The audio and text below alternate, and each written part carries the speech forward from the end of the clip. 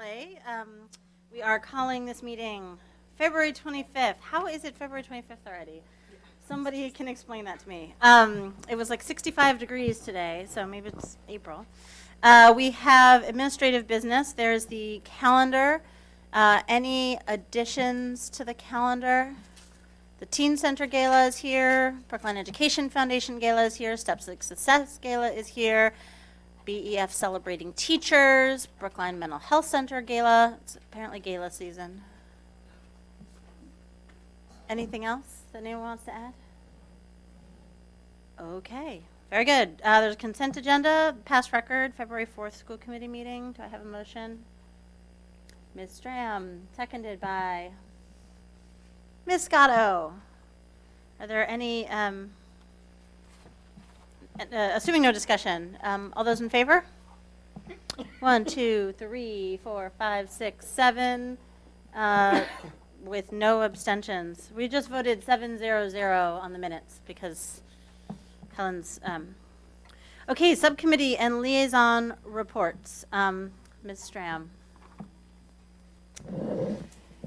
Yes, so the main topic for the Finance Subcommittee update is our revised budget calendar.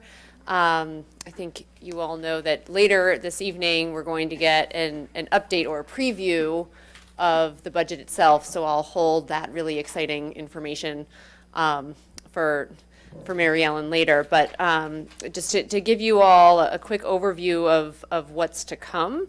So March 1st is the expected time that we will receive the budget recommendation. We've already received a top line number, but March 1st is when we're going to get the detail of the school budget. And then on March 10th is when we will, at that school committee meeting is when we will receive a presentation of the budget.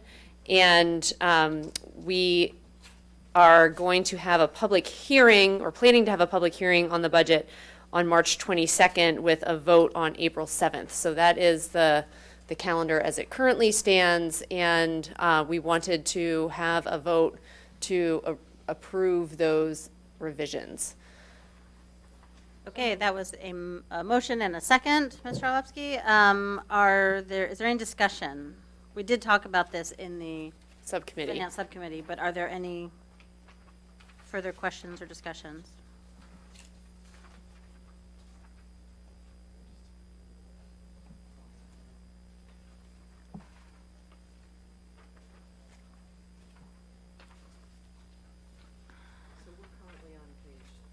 We're on top of page 3. Tonight is February 25th. Yep, key dates. Is that by February 13th, by February 11th, 2000? Was that meant to be deleted?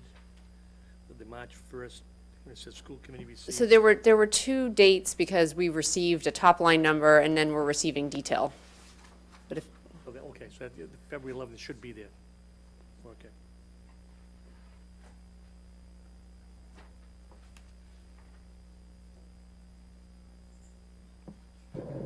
Okay. We'll give people a minute to read.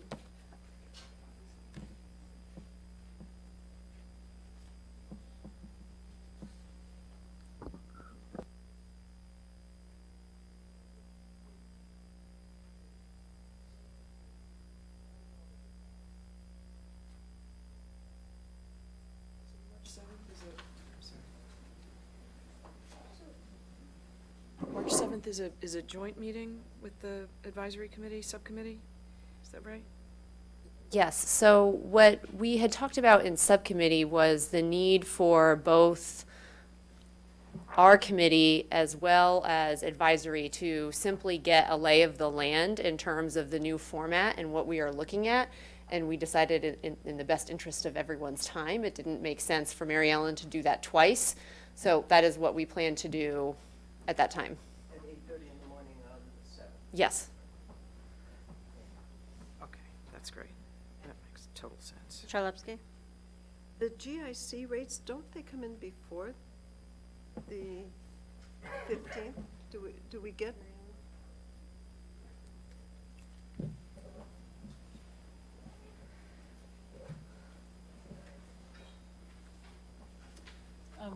told at the town school partnership meeting sometime in early March, Uh-huh. they would be coming in. Oh, okay, so it may be before, but I you put the put the 10th latest. as- That's For the fine. 15th. Yeah. Okay. Thank you. Okay. Any other questions? Are there going to be any of the public presentations of the budget? We were talking about those, the superintendent forums at each school versus the budget forums. We were talking about trying to schedule those this I'd spring. be happy to do that. Yeah. I just think that that's in terms of transparency and getting it out to people, that's a really important part of our process. Yes, we'll continue to do it. Yeah. That'd be great, thank you. And in all transparency, the former superintendent did 3, and I think the total non-staff or school committee attendance across the 3 was about a dozen. So I think we No, should I just think all we could do fewer. hold We our, could certainly yes, do hold fewer, our but, expectations down for how many people actually show up. at But these. schedule it as carefully as possible for maximum participation, and I just think it's really Right. important that we do a public, And- out of this room. And, yeah, and having Brookline Interactive Group tape it, because Yes. people, on the That's right. replay, it got a little bit more replay. That's right. So. Anything else? People need a minute, or are we good? I would only note that some of these things say 2015, where I think we meant 2016, but Scrivener, we don't have to deal with it now. Okay. All right, so we have a motion, we have a second, no further discussion? Okay, all those in favor? All right, it's unanimous, thank you. Anything else? We have a whole budget item later, but. So the only other thing would be, Susan, I don't know if you would want to give a liaison update on town school partnership? Or Mary Ellen?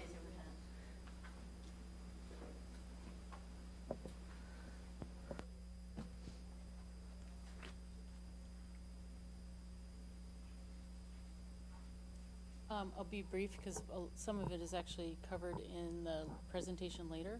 So we met on the 22nd, which was a reschedule of a meeting on a snow day or blizzard day. Essentially confirmed the revenue numbers that I had provided to the finance subcommittee a few weeks prior, and talked about sort of what the state of our budget was at that time in terms of our development, and also sort of next steps in terms of when GIC rates, if they were expecting those, and anticipating whether there was any other revenue adjustments they were anticipating. We also talked about the funding of studies for the night school and the high school, and whether there would need to be any adjustments to that.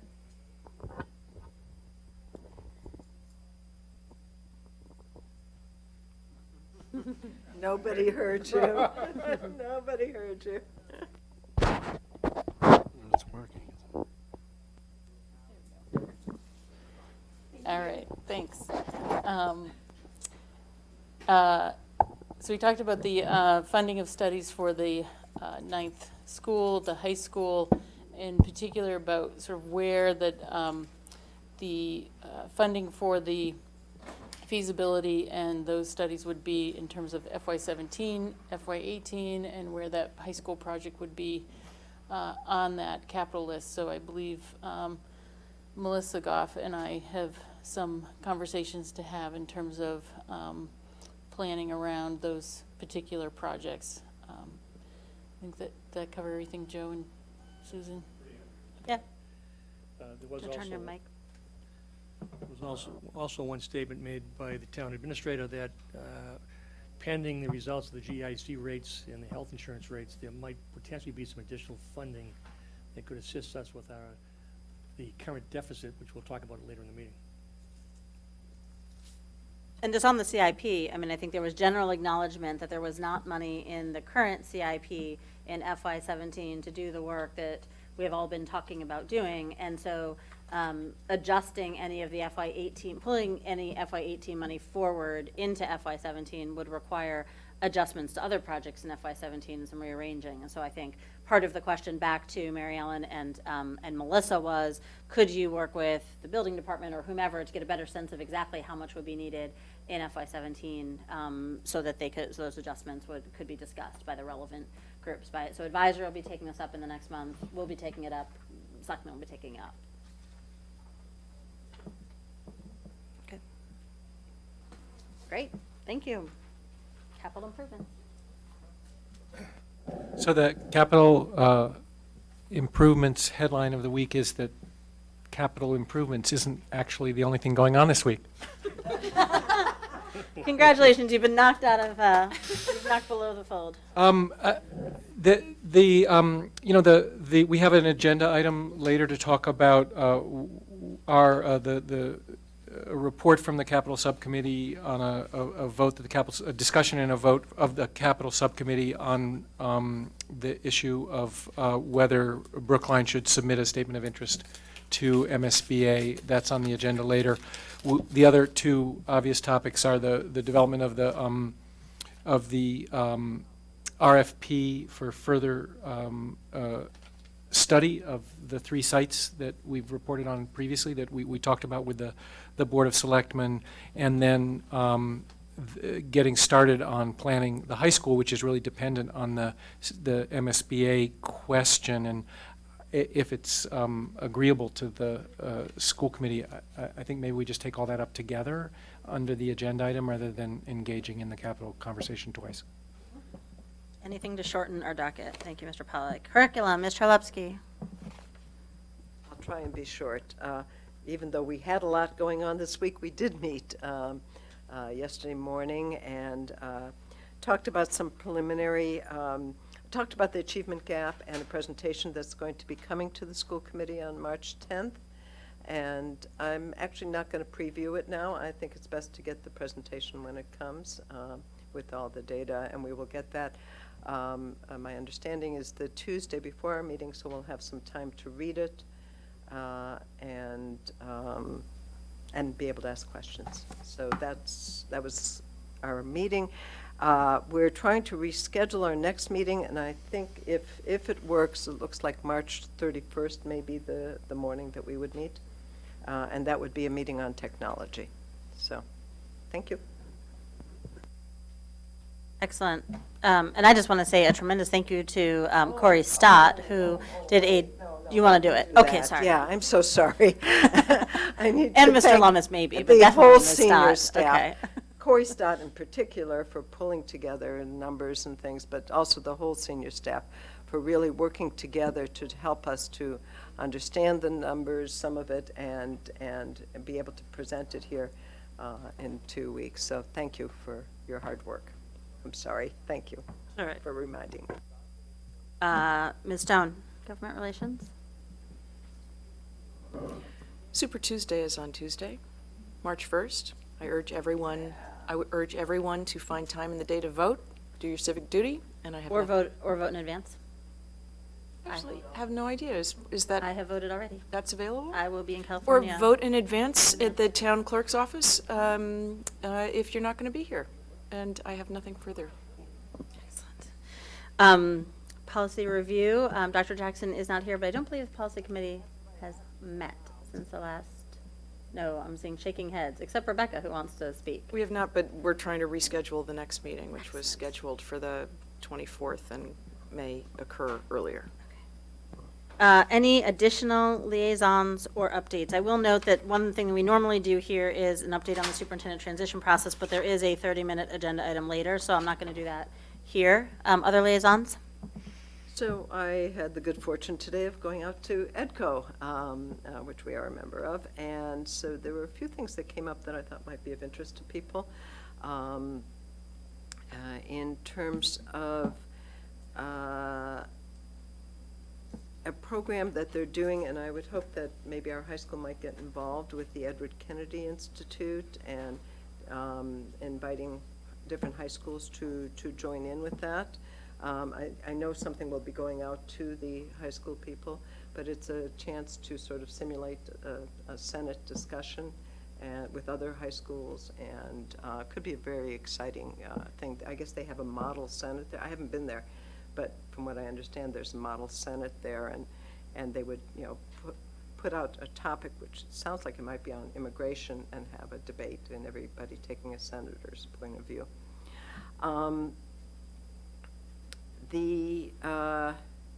They're still working on a report. There's a consultant group working on a report to try and see how Lab, which is a collaborative, and the Case Collaborative and EDCO might be able to join together as one, merge together as the collaborative, or the other two go under and join in.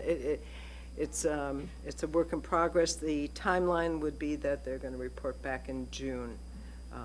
The one community that doesn't belong to EDCO that is in one of the other two collaboratives is Burlington.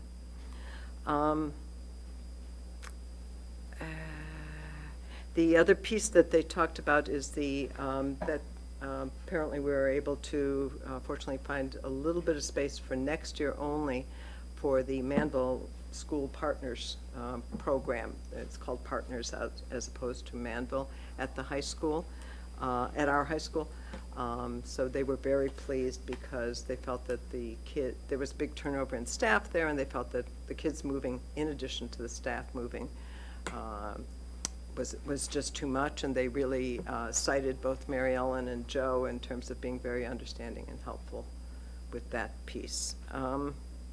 They did talk about bringing some speakers still in this year, and one of the ones that I suggested was to have the head of MSBA come there and talk a little bit about their process, and that maybe, because all the other communities are experiencing the exact same things we are.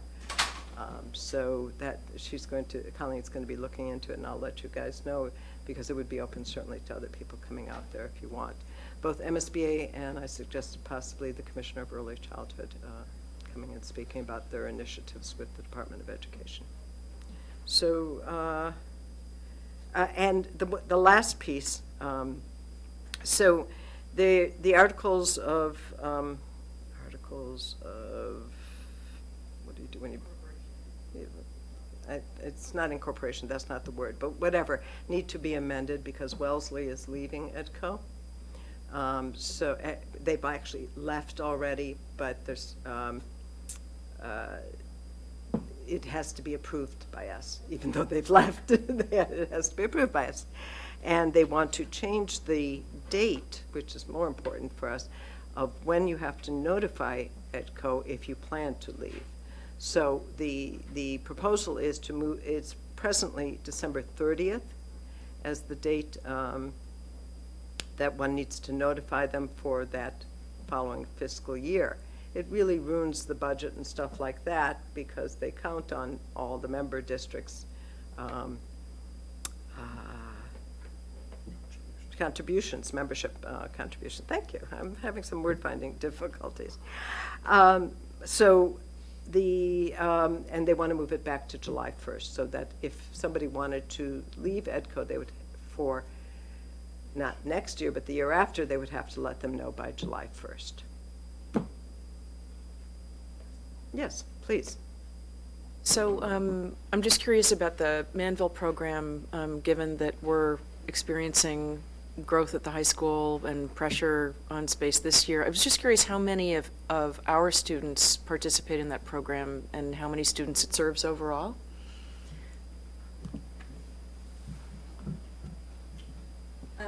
Currently, Brookline has 1 student in the program, and their census right now is at 9 students, but they do have a number of referrals coming in.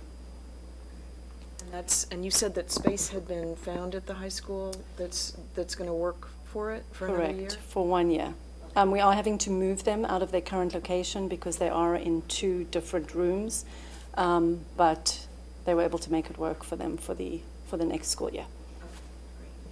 And they do take some courses in the high school or not? They take many. It's an inclusion program, which I think is a lot of their students, in fact, most of their students are taking both academic and elective courses in the high school. And I assume that that decision was made on space was made in conjunction with looking at space overall and how we're accommodating, right? Yes, it was. We involved the high school administration, and actually Hal Mason found some workable space that we had not planned on using ourselves next year. But clearly, as was mentioned, it's a one-year offer. Right, no, I understand that. I understand that this is not in perpetuity. I was just curious about how much we are taking advantage of the program being in Brookline in terms of our own students. So, thanks. And one of the things that came up, too, was the collaborative space within schools through MSBA. MSBA doesn't allow for that. They don't give you money for collaborative space, and that was one of the other issues that people wanted to bring up with MSBA.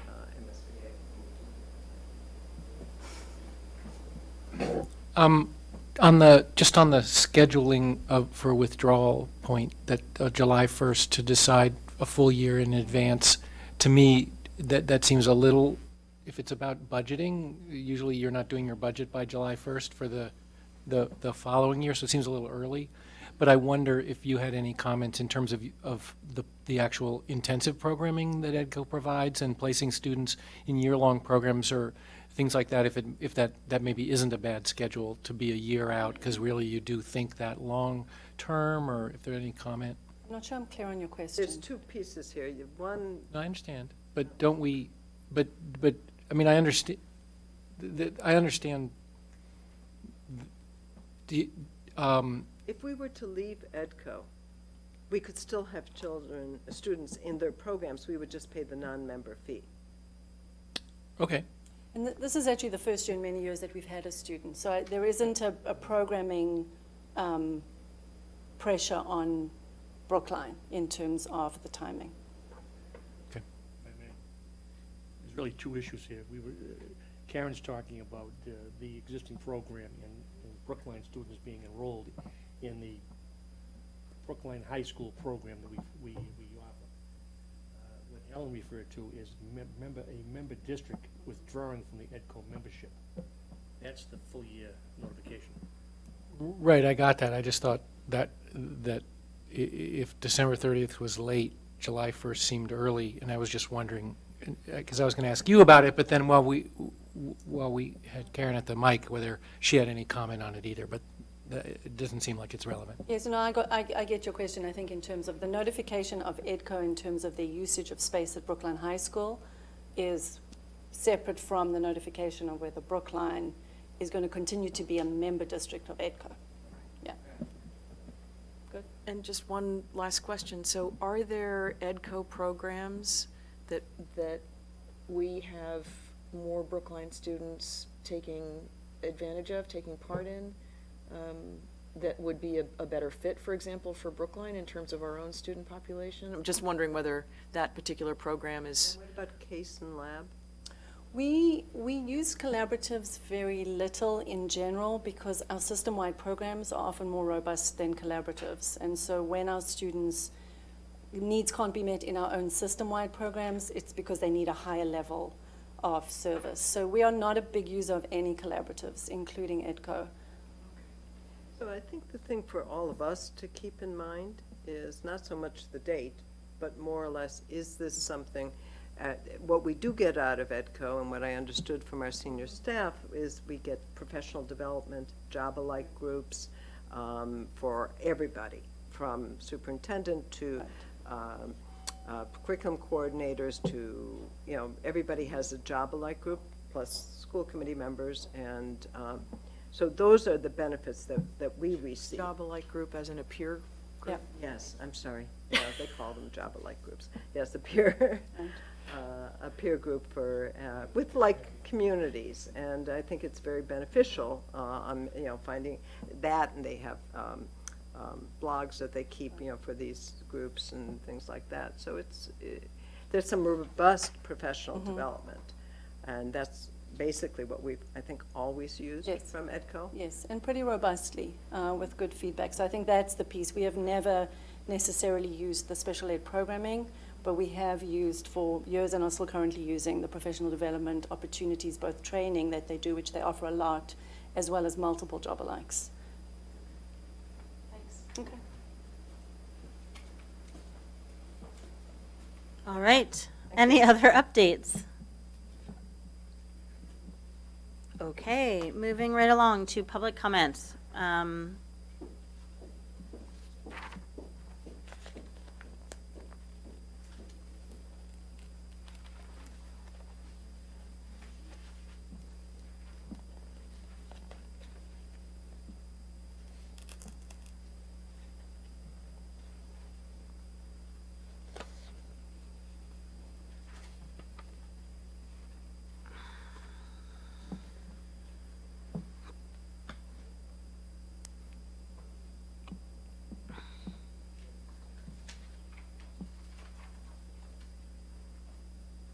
We just have a couple people who are still signing up for public comment. Great. Thank you. Okay, first is Valerie Leiter. Okay. You have 3 minutes. Please come up. Good evening. This is my first school committee meeting. It's been interesting watching the business going on. I am a parent in the system. My daughters went to devotion school. They're now at the high school. It's been a terrific experience. We've had wonderful, amazing teachers. So I'm here to ask about what's going on with the contract. I've been following what's going on in the tab. I know a lot of teachers. I was a little dismayed at the high school's open house last fall to be greeted by both of my daughter's first grade teachers with a flyer about the contract. And so I'm just concerned about what's happening and hoping that maybe I could get some more information. I haven't seen any updates recently about what's happening, so that's why I'm here. Great. Public comment is an opportunity for the public to comment. We don't respond to public comment. Okay, so then but I will say anyway, that thank you. I'm expressing extreme concern. Okay. I mean, I know it's starting to affect my daughters. I understand why the teachers are doing what they're doing, but now there's restricted email access, and a lot of the teachers are on email in the evening after school. There's a lot of back and forth that happens, and it makes a huge difference in terms of them feeling that if they have some concerns about an assignment, that they can reach out to teachers. So these are people who all these years that we've been here have done nothing but put out and help us and help our daughters. And so I'm here in support, just trying to see, there aren't that many people here. Probably other people are here for the same reason.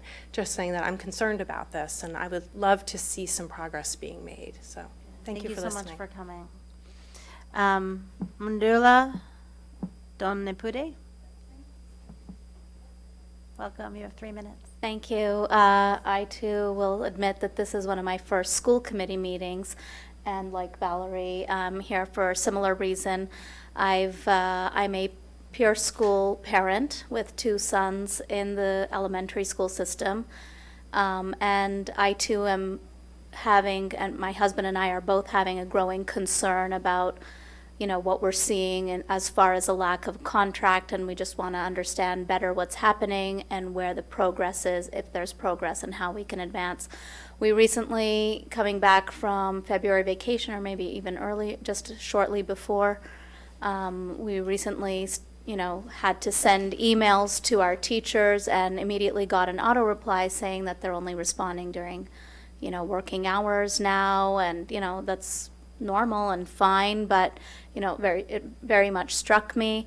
I think I will say that I guess I believe that our teachers are very commendable and are ought to be well respected. I want to see that. I want to see some progression. I'd like to see some progression and some alleviation or resolution to the current situation. And I myself have grown up in a system where I experienced personally at the high school level, having gone through a teacher strike. I really wouldn't want that to be happening here in Brookline, where I know that we all as a community value education, value our children's education. So I'm just looking to see looking to see some progress and hoping for some progress. Thank you. Good. Thank you very much for coming. Those are the only 2 people we have signed up for public comment. Is there anyone else here who wants to make public comment? Come on up. I'm sorry, I'm unprepared. It's okay. Just give us your name. My name is Julie Bruno. I have a Pearson, a high school kid. We haven't lived here for very long, and I haven't been following this contract thing at all. I was aware of the issue, but did not follow it. Something's changed in the last 2 weeks. We're getting the emails about what the teachers are not going to be willing to do anymore. So something has happened. And I, for one, I have to have a neurologist speak to my daughter's teacher. And I was in with the doctor, and I said, well, I just don't know. I'm going to have to find out when she's going to be able to speak to you. And it's so, I just would urge some action. Something's happened and things are different, and we don't want to be in arguments with our teachers and have these negative emails coming and just fix the problem. It sounds like it's been going on for years. As I said, please try to fix the problem. Thank you. Thank you for coming. Is there anybody else who wants to make public comment?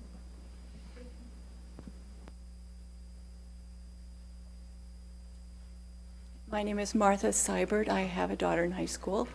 I'm not really prepared either, but I want to second what these other, or third or fourth, what these other people have been saying. Earlier in the year, I went to a PTO meeting for sophomore parents about school, about course choices for next year, and several of the department heads said, well, we're not sure what we're going to be able to do because we're working with no contract, and we don't know if we're going to be able to offer the studying abroad options that have been available to our very lucky students. And then my daughter came home and started saying, well, there's limited access and this and that. And so I am worried. I haven't been following it that closely, but I would like to sort of know what's happening and hope that everything can be resolved soon, because we've had a very good experience at the high school.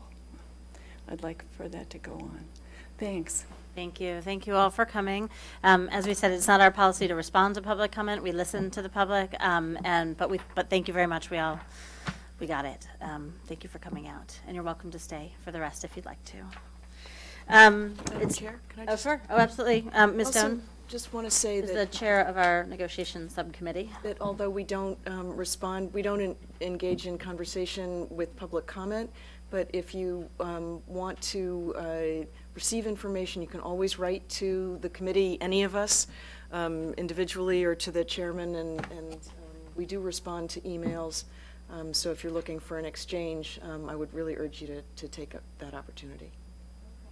Good. Thank you very much. Okay. The student report. Mr. Khan. You're looking dapper this evening. Thank you.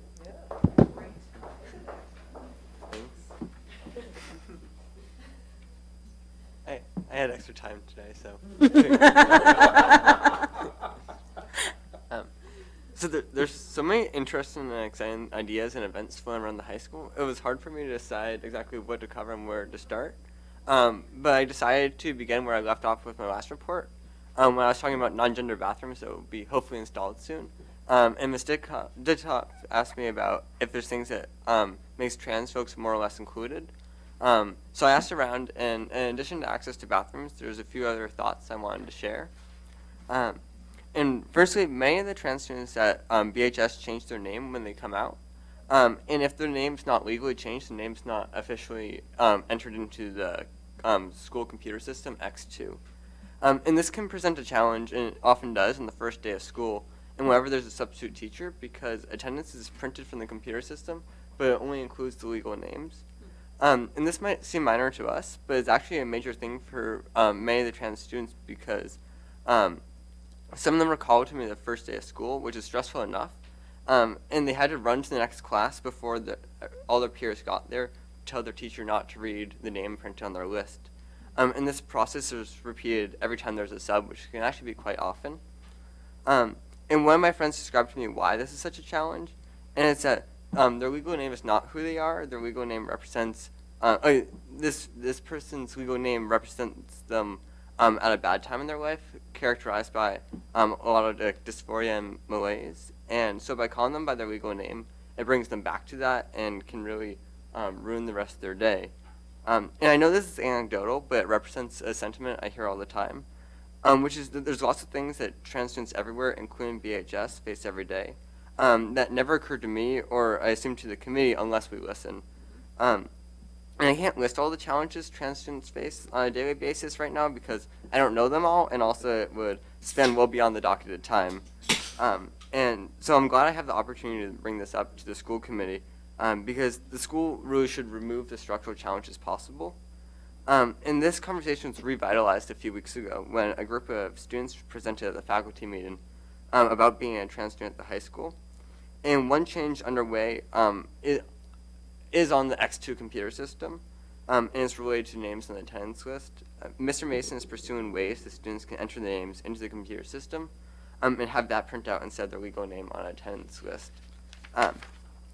And I also want to point out that this change, like the non-gender bathrooms, is still yet to be implemented. It has honest support by faculty, teachers, and faculty, students, and administration. So I'm pointing this out not to chastise or criticize anyone, but I'm highlighting this because I hope if any of these changes land on your table, that you can help expedite the process and not let it fall under the rug. And then another topic, some students are expressing nuanced concerns about snow days. And Brookline's relatively conservative compared to our neighboring districts when it comes to snow days. And this has obvious this has obvious benefits, but is also to be cognizant of some particular student concerns. And I know that students talking about snow days is sometimes hard to take seriously, but I think this point should. And Mr. Pollock heard this on Monday at the superintendent candidate meeting at the high school. And maybe some of you have heard this before, but nonetheless, I think it's important to bring up and to consider. And that is, some students in Metco highlighted the unequal ways snow days affect them, because getting to school in 6 inches of snow affects all kids. Affects kids that live in Boston very differently than kids that live right across the street. And if the T breaks down like it did so often last year, or the roads are very congested, the kids that need to travel the furthest are usually the most affected, and these kids are most likely in Metco. In addition to missing material in class due to weather, which can put people behind academically, the students are also at risk of potentially losing credit for a course in the most extreme circumstances because under the attendance policy implemented 3 years ago, a student can get an N, which is a failing grade, if they miss beyond a certain number of classes for whatever reason. And it's a serious issue if snow affects students' ability to do well in school, especially when it disproportionately affects a single group. And I know that there are many factors taken into consideration when calling a snow day. I know that you think about it a lot, but I hope this can be one of those factors that you consider. And then this leads to another series of discussion happening around the school about equity, and it was spawned out of the students' call to action, and a series of lunch and learns was formed to implement plans to increase equity. And the goal is to create a list of actionable steps and then execute them. And a different department or program hosts this meeting each week. And so the content is sometimes focused on an academic area, for example, math, but is also focused on departments like guidance and all that. And recently such a meeting was attended by Ms. Holman, several deans, many students, and I was not there, but I know several of you were, like Dr. Connolly and Dr. Fisher-Mueller. So therefore, I won't try and summarize it because you have better knowledge of what happened than I do, but I do hope that at some point someone who's gone to these can address to a wider audience how the which ideas were brought up and how they can be implemented. And then finally, on a different topic that you've heard a lot about recently, which is teacher contracts. And I'm not going to reiterate the facts that I know you're all deeply aware of. I just wanted to share my perspective as a student and perspectives I've heard and observed around the school, especially since when we hear these conversations, it's often coming from either teachers or parents, but rarely from students. And to be honest, it feels kind of weird to be in high school right now. And I know I'm hyper aware of contract-related issues because I've been following it a lot. But at this point, it's nearly impossible for students not to notice. And people are talking about it. Teachers have added auto replies to their emails, saying that they'll only check emails during the contracted school hours. And additionally, on Mondays, teachers are leaving the school at 3 o'clock. And just this week, a transition meeting for parents that's historically full of teachers and it's for 8th grade parents was canceled because it was outside of the school hours. And this is all noticeable because although teachers' contracted hours may end at 3 o'clock, the vast majority of them lend a whole lot of time to students, whether it's running a club or simply answering questions. So the absence of it is kind of jarring. And as you all know, our teachers are here because they want to teach and interact with students. So it's sad to see them feel either disrespected or underappreciated, even if it's not the intention of the committee. And from a student's perspective, the lack of contract has affected teacher morale. And although teachers are limited in what they can say to us about contracts, we can all sense that they don't want to turn us away after school. They want to help, but they feel like the situation means that they can't. And I also know that you all join school committee because you care about the schools and teachers, and I have a lot of trust in you all, and good faith in what you're doing. And I know that there's many factors you have to weigh when budgeting the budget and thinking about salaries and hours and all that.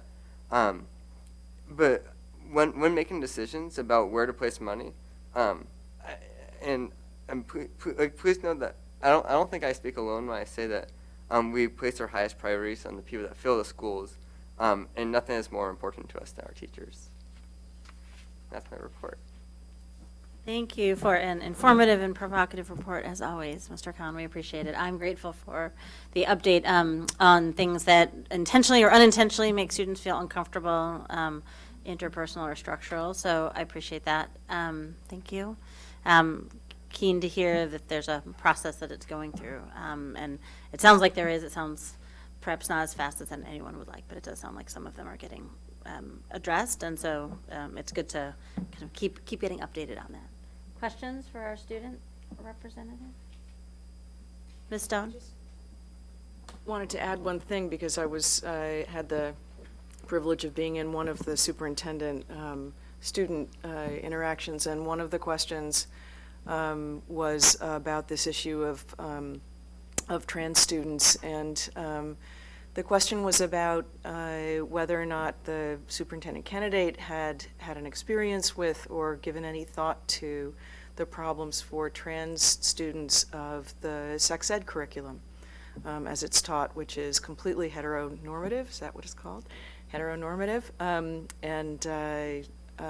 it was the first time, I mean, I like to think I've paid a lot of attention to these issues, and that one had never come up. And as someone who's worked in past lives on teen pregnancy and other youth programs for sex education and other things, it was really startling and important, I think, that student asked the question and that it came up. And so, in addition to the list that you gave us, Mr. Khan, which is terrific, I want to add that one because it struck me, and it's something that we should add to our growing list of things that need our attention in a different way sometimes about what we're doing.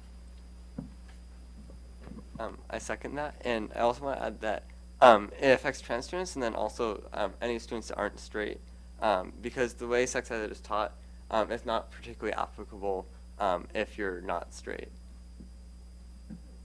And like they're working on it, but it's not really where it's targeted, and it's kind of I don't know, it sometimes feels like there's a conspicuous lack of information, and I know it's not intentional, but it's something that is being brought up to Teddy Jacobs, and it is brought up somewhat frequently.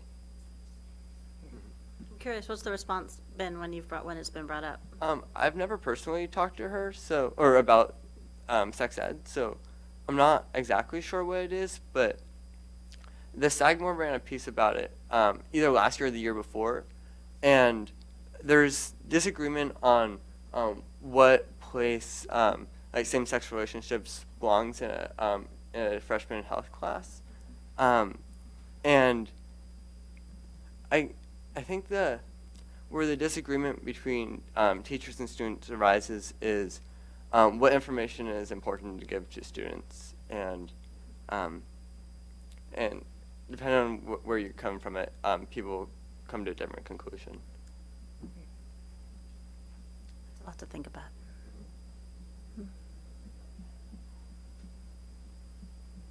Okay. Thank you very much.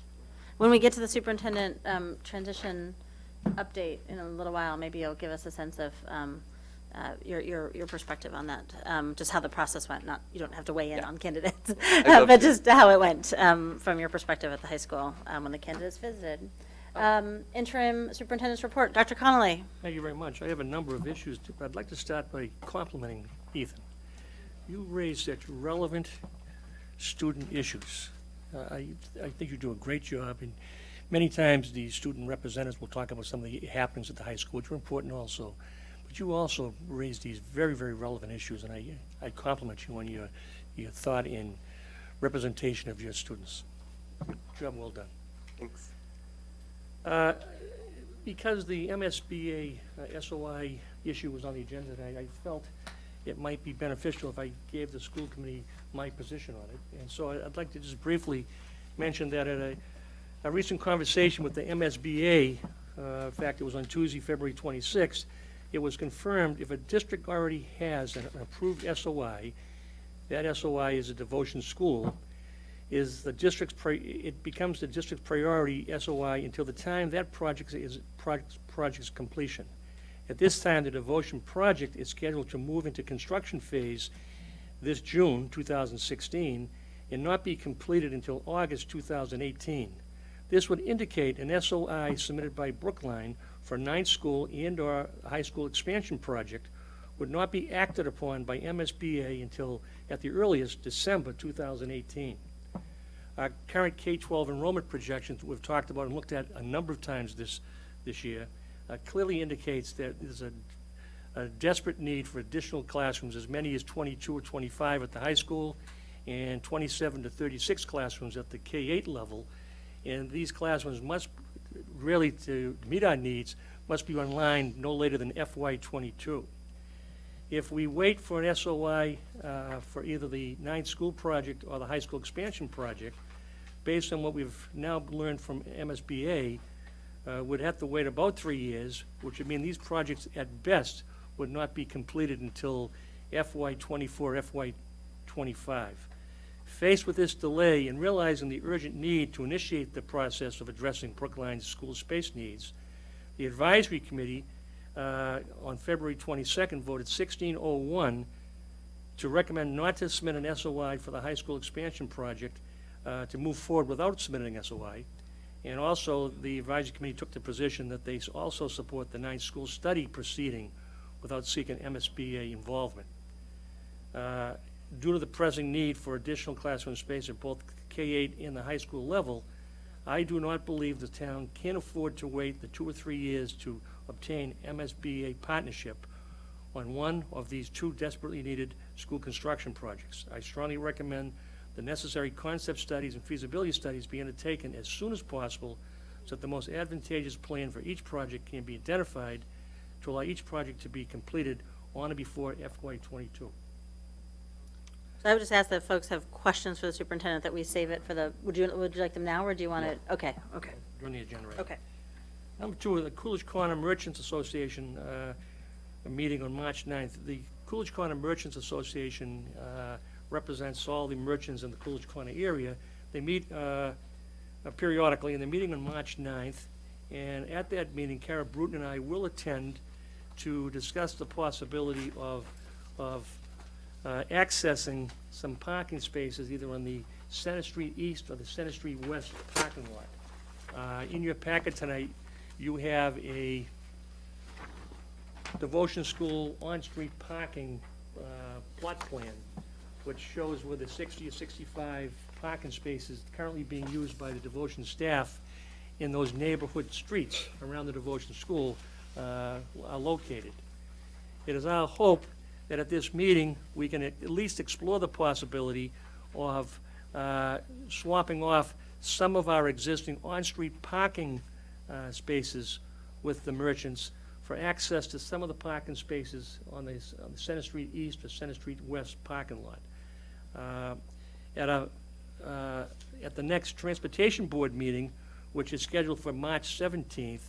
We'll also be going before the board, discuss this issue, and also, more importantly, discuss the traffic flow plan for the temporary 30 Webster Street Devotion School location.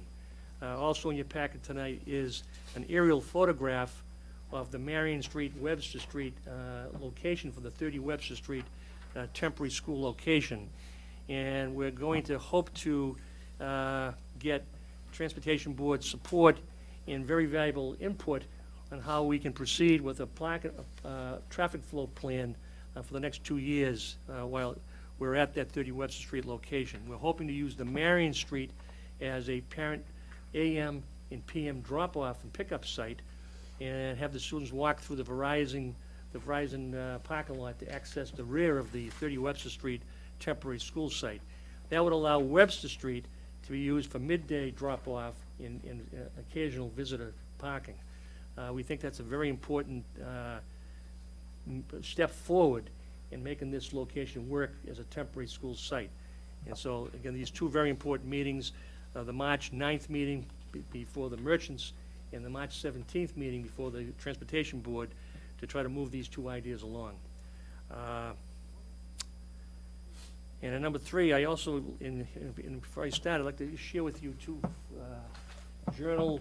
photographic journal updates we've got from 2 current international trips. We have one in France and one in Mexico ongoing, and they were nice to have to send some photo update of how things are going, which are going very well. And I'll share that with the committee as I'm talking.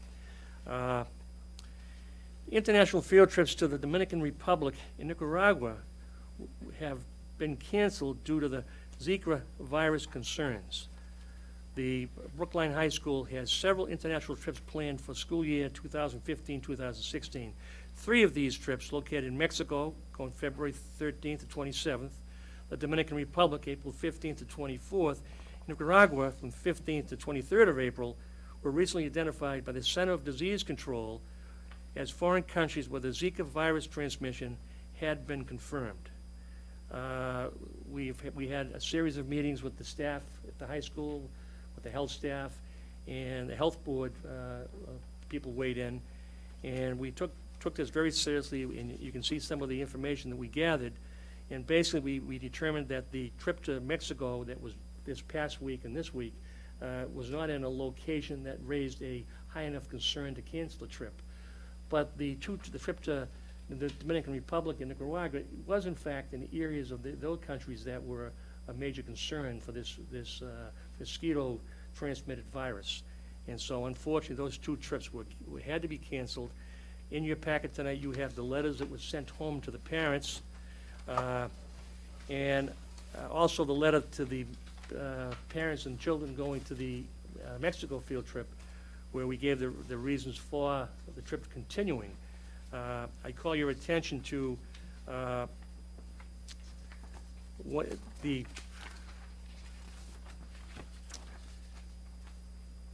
bottom of my item number 3 on page 2, where I mentioned that I've asked the high school administration, with all the international trips moving forward, that they notified parents and students well in advance, any literature that goes home identifying these trips and advertising these trips, that they include the caution statement that informs parents international field trips are always subject to being canceled as a result of a developing condition that would deem the trip unsafe for students to attend, and that some portion of the trip costs may not be refundable. In fairness to the families, I think they have to know that in advance. The 2 trips that were canceled, I believe one had a cost impact to the families of $100, and the other one had a cost impact of $165. That's unfortunate, but it's a risk you have to take. And I think moving forward, we value these trips. We want to continue these trips, but parents really have to be forewarned that if for some reason, especially what happened with these 2 trips, we do have to cancel, there is a risk of losing some portion of their payments. Any questions or comments?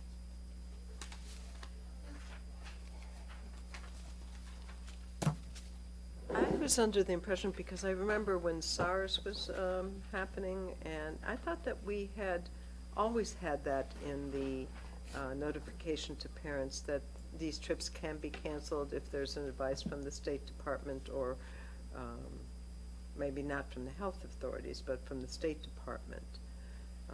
And that may be the case, Helen. I'm just making sure moving I forward. think it's a good idea Yeah. to reinforce it, absolutely. But from my recollection, that was something that we always made sure parents were aware of and encouraged them to get the insurance, so that if that did happen, there was still, you were out the insurance, but at least you got back the rest of it. And I do want to emphasize that we did meet with all the high school staff, the chaperones, the foreign language department staff that were involved in these trips. We had a very, very thoughtful discussion, and everyone concurred the decision we made was in the best interest of these students and staff involved. Number 4, upper devotion, water quality. I just wanted, as you know, we sent a letter home a few weeks ago alerting the upper devotion Old Lincoln School families that there was a restriction on the potable water use at that school. This apparently is a long-standing concern about the level of lead in the water, especially if the faucets have been left not used for a period of time. And for quite an extended period of time now, we've been using bottled water, both for consumption by the kids for drinking water and for cooking in the kitchen. I just wanted the school committee to be aware this letter did go home to the parents, and we did get some inquiries about it. And as additional tests are being taken, we're going to share the results with the parents.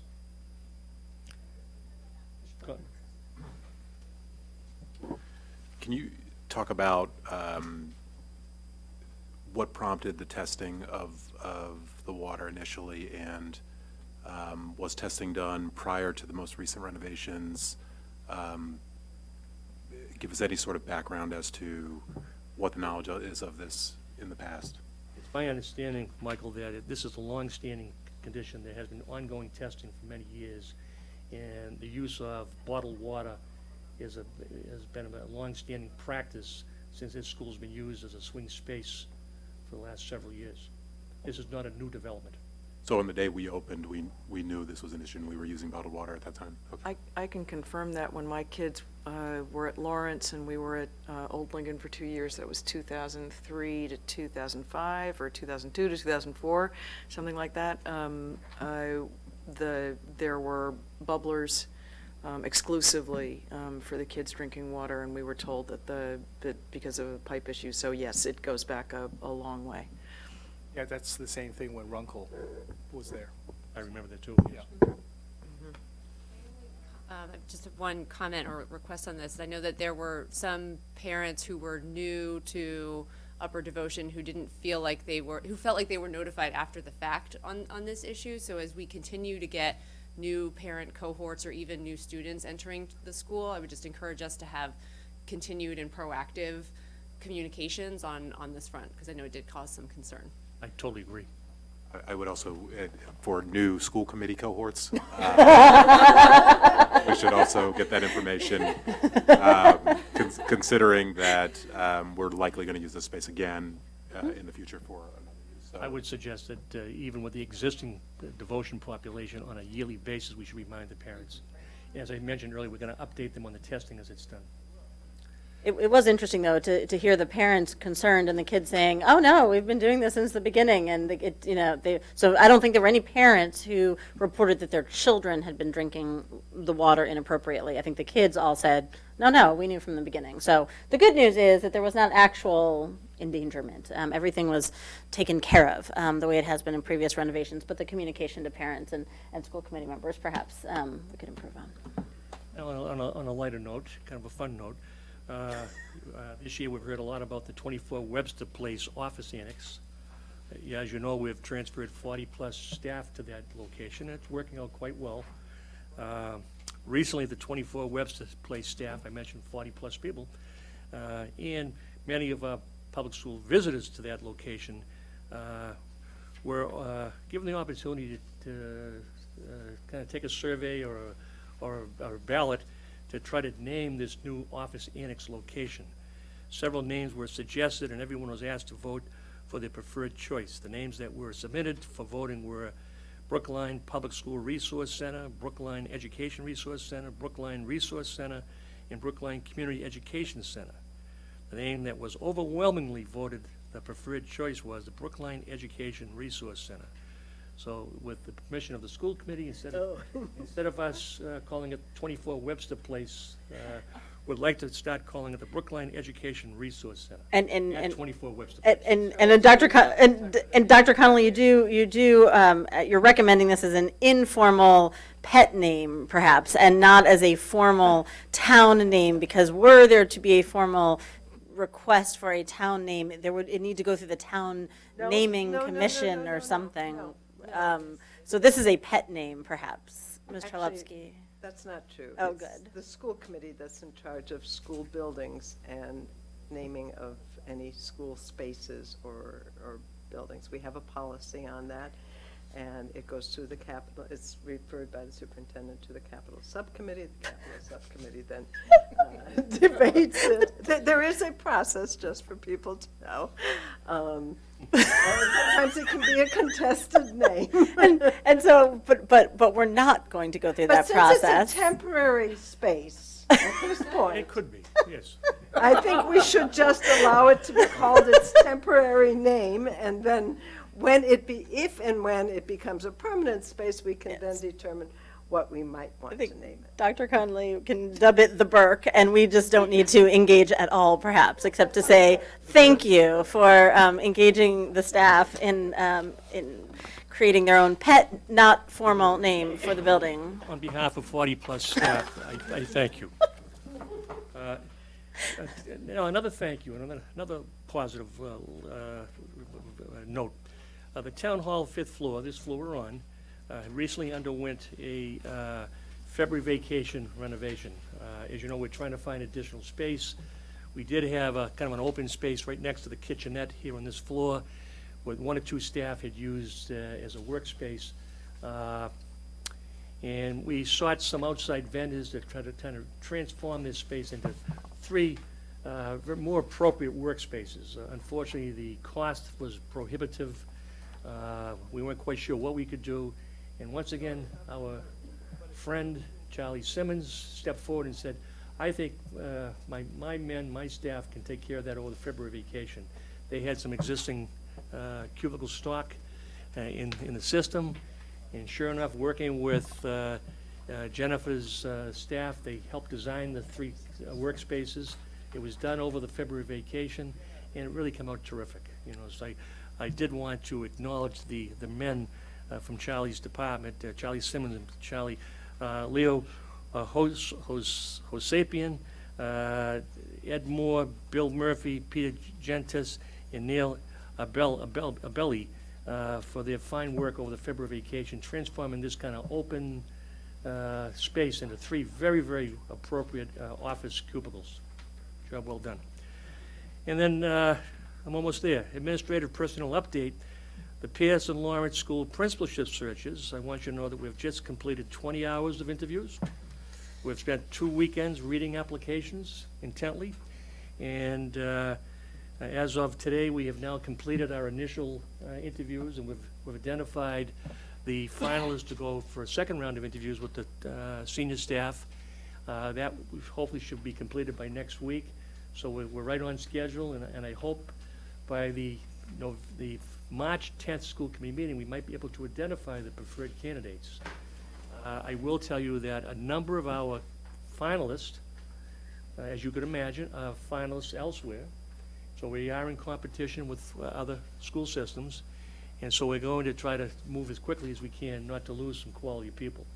But I have to talk about these search committees of 12. We had 4 parents, 4 teachers, 4 administrators on these 2 search committees.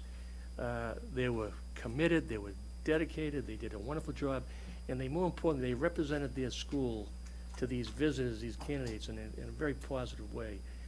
As we wrapped up our final interviews today about 4:30, everyone said, what a great experience this has been. And they were just on a high, because it had been a great experience. And now the job shifts to the senior staff to do the second round of interviews and reference checks. And I will say that our finalists, high-quality finalists, and the search committee has indicated they pick these people by total consensus, that the ones people we've identified, no matter who gets the job, they said they'll be satisfied and excited to get that person at their school.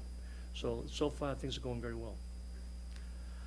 The Deputy Superintendent for Teaching and Learning, currently we are engaged in interviewing finalists for the Senior Director for Teaching and Learning, and hope to have this position filled by April 1st or earlier.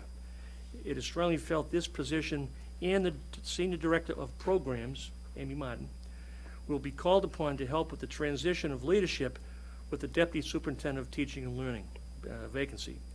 It is my recommendation that the job be posted, meaning the Deputy Superintendent for Teaching and Learning's position be posted as soon as Dr. Fisher-Mueller officially signs her contract as Superintendent of Schools in Canton, and I don't think we can lose a moment's time to get moving on that very important position. Jennifer has graciously and typically volunteered to help us with the search for her replacement, which we appreciate very much. And finally, kindergarten registrations. Attached, you will see a printout from the Student Services Department indicating that at this point, our kindergarten registrations for September 2016 stand at 404 as compared to 402 at this time last year. And as you know, the last several years, we've finished somewhere in the mid-600s, and so it would appear that once again, as we had projected, we're more than likely in that same range of enrollments by September. So we had 402 at this point last year. We now have 404, and we still have a few months to finalize these numbers. That's it. Ms. Stone? Sure. Sure. So I was just curious, in terms of the comparison, Dr. Connolly, whether the materials fee and Metco numbers are similar also to this time. So in the 402 a year ago, did that include similar numbers of Metco materials fee? I believe the Metco we had somewhere it's always been in the 20 to 25 range, because you try to replace the graduating group. So the 25 is probably very close. And the materials fee might be a little bit higher. I'm not sure.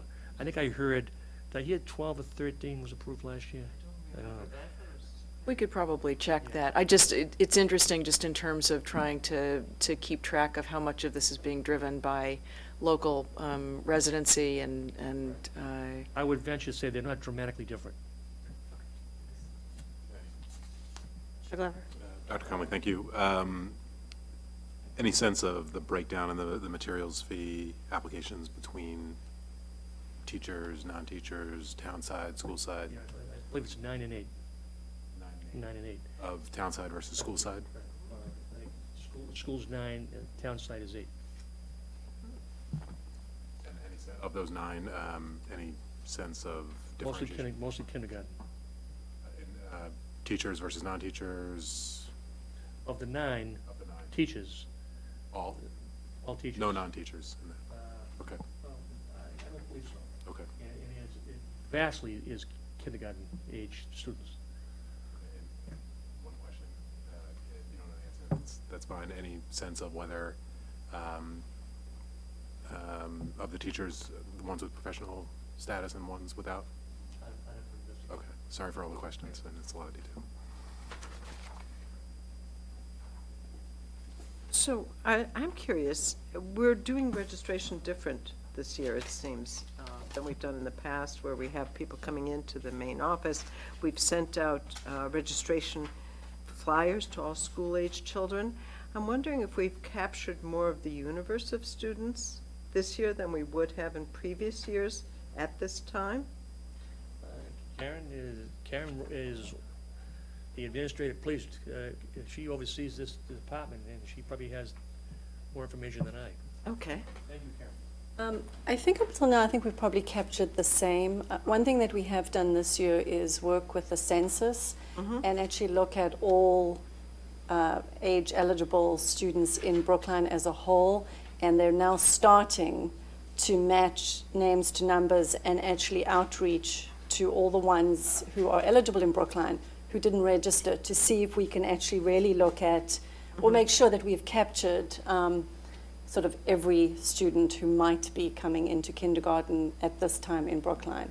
But the numbers that you have now is the same process. The secondary piece that they're doing now is new. We haven't done that outreach, and that actually was Dr. Connolly's suggestion around just making sure we have really tried to canvass broadly in the community to make sure that everyone who knows sign-ups have signed up. So in the past, we did send out flyers to? We've always sent out flyers. Oh, I didn't know. Yeah, it's always gone in the tab. In the tab, I know, yeah. but I didn't know that we sent out individual flyers to families living in Brookline. So the flyers weren't mailed out, but they were posted Oh, all over the okay, place. so that, oh, okay. Yeah. All right, thank you. This secondary process is actually going to be letters to individual families to say, we know you have a kindergarten-age child. Are you planning on registering in Brookline? So those will be individualized. What we have, Helen, is the town census gives us the age-eligible kids, so we have access to those. No, it's a brilliant idea. And I think it's really, really good. Thank you, Karen. That's it. Mr. Khan? This is not about enrollment, but I wonder if you could address it. I learned yesterday that a longtime custodian at Heath passed away recently, and I wondered, is there a process that the school goes through to like contacting the family and recognizing them, and if so, has his family been contacted? The Heath School student who? No, custodian. Yes. What happened, again, you ask the most appropriate questions. You got sensitivity, it's just very impressive. Our administrative assistant here in the central office, whenever there's a death or a serious illness of any staff member, it goes out in the town-wide notification list. So people are made aware of a death or a tragedy in a family. So anyone that wants to send their condolences, they can. And I hope we didn't miss this one. I'll look into it. No, it was on there. It was All right. on there because I knew Bobby Murphy. All right, thank you. All right. Any further questions? Thank you. Mr. Lummis, Strategic Plan 2.0, update on strategic planning framework, process, and timeline. This was delayed from an earlier evening, so thank you for your patience. I know you've been doing nothing but waiting to present this to us. You're right, just waiting around, sitting around. Great, thank you, Chairman Ditkoff. So I think the projector is coming on, yes. Great. So I'll give you an update on the strategic plan and the process we're using to develop it. In talking about the strategic plan, I think one of the questions is where are we beginning in the process? And the process actually began a number of years ago, and I just want to station us there as we begin. So up on the screen there is the mission of the public schools of Brookline and also our goals. The mission was really adopted a number of years ago. The goals were refined and revised through a pretty in-depth process, culminating a couple of years ago, spring of 2014. These are the right goals. This is the right mission for what we're trying to achieve. It's ambitious. It's on target. We don't need to shift these, and that's not the intention of the strategic planning process. I do want to point out what I think is the most important word on the slide here, which is the word every. Certainly in the public schools of Brookline, students are achieving. Certainly students are invested in learning. Certainly students are prepared for change and challenge, and certainly educators are growing professionally. But those aren't our goals, actually. Our goals are that every student achieves, and every student is invested in learning, and every student is prepared for change and challenge, and every educator is growing professionally. And that really requires, and what the senior staff and the schools have been charged with, is developing a coherent plan that will achieve those goals. And that's really what it will take, is a coherent plan that everyone's bought into, that's driving us forward, and people really have clarity around what we're trying to accomplish and actually how we're going to do it. So tonight I'm just going to go through what we're going to create, the process we're using to create it, show you the framework for the different components that are included, and then talk about who's doing work and the timeline. Then we'll have time for questions. So just quickly, the purpose. So as I've said, it's a unifying force that provides clarity really on 3 questions. Where are we going? What are we doing to get there? And how we measure our progress. It's important that the strategic plan allows for a balance between district-wide coherence and school autonomy. In any school district or school system, that's the real challenge. Brookline doesn't want to be, never should be, a sort of top-down mandated district that is expecting schools to operate in lockstep. And at the same time, there is value and there is power in schools having some alignment and coherence across their schools, whether that's curriculum, as we've been doing, whether that's goals, as we have now, or whether that's some of the key initiatives or actions as well as measures. The strategic plan should drive decision-making and also should drive school improvement planning and help build alignment across the schools. Not identical schools, but some alignment. In terms of the product, what we're working on is a streamlined and focused 3-year plan. So it's not a 5-year plan or a 10-year plan. Okay, simplicity here is the goal. It's important that community members, staff, teachers, schools, parents are able to grasp what the plan is and understand it pretty quickly and pretty easily. So we're really not trying to create a plan that has 25 or 30 measures, action steps by week or by month, that sort of thing, but one that really balances those 2 things. It has to be concrete, has to be detailed, but can't be sort of a million steps where we lose our focus. In terms of the process in developing it, again, there's already been a lot of work on the mission, vision, core values, and goals, so what we call our aspirations. So that allows us to have a more time-limited process. We're working on a pretty ambitious timeline, but really wanting to get most of the work done, continue through June, and then final development this summer for rollout in the fall. Okay, and I'll explain how folks will be involved in that. It's also essential in terms of the process to include teacher, staff, principals, parent representatives. Not in a comprehensive, full community-wide process because we've been through some of that, but in order to build buy-in and understanding, as well as having input of those experts and their expertise will help build a better strategic plan. I've already mentioned about what we're beginning with, which is, of course, is the mission, vision, core values, and goals. Let me stop there, see if any questions, and I'll go into what the components of the plan, what we anticipate them to be. Okay, I'll move on. So you see on the left-hand side sort of the key components of the strategic plan we're building. The aspirations I already talked about, of a theory of action, which is really sort of a statement of what we believe will help us achieve our aspirations. Okay, it's a statement of beliefs, basically. We have those mostly in the vision, mission, and core values, so it might be a reworking of those, but we're working on a draft of that now. We'll have district-wide priorities. These are probably the most important piece of what we're going to be developing. They're our statement, the district statement of, in all our aspirations and our goals, okay, which are the 4 areas we're going to zero in on and prioritize above all others. That may be the toughest decision for all of us in terms of what those 4 areas will be. Some districts have 11 of those, 10 of those. That is more like a laundry list than focused district-wide priorities. We do not want to go that way. We need a limited number of priority areas across the district so we can focus our efforts, align our resources, and make sure we accomplish all those well, because they're the ones that we believe will help us get to our district-wide goals. There'll be measures that support them and help us understand what progress we're making on those priorities. There'll be actions and initiatives that are sort of the concrete steps that at the district level and also the school level folks will take to make progress on the priorities and achieve the goals. I want to go now into a little bit of looking at the district-wide priorities and what they are so you understand where we're headed. We don't have these developed yet. They're being developed as we speak, basically. And then I'll talk a little about the initiatives and action steps. So what you see on the screen right now, on the blue is just a simple statement of each district-wide goal. And the purple boxes are the verbiage, the language that was developed just over 2 years ago that describes what we're trying to achieve with each of those goals. On the right-hand side are the empty boxes of what the district-wide priorities will be. It looks a bit in this graphic that they line up one-to-one. It doesn't necessarily have to be that way. We expect that the priorities will be overlapping to some degree in support of the goals. The sample priority, and that is only a sample priority, just for your illustration, is up there to give you a sense of what level of specificity or detail we are looking for in a district-wide priority. This one happens to be on professional learning communities. and using data to advance the understanding of student learning and also improving in teaching.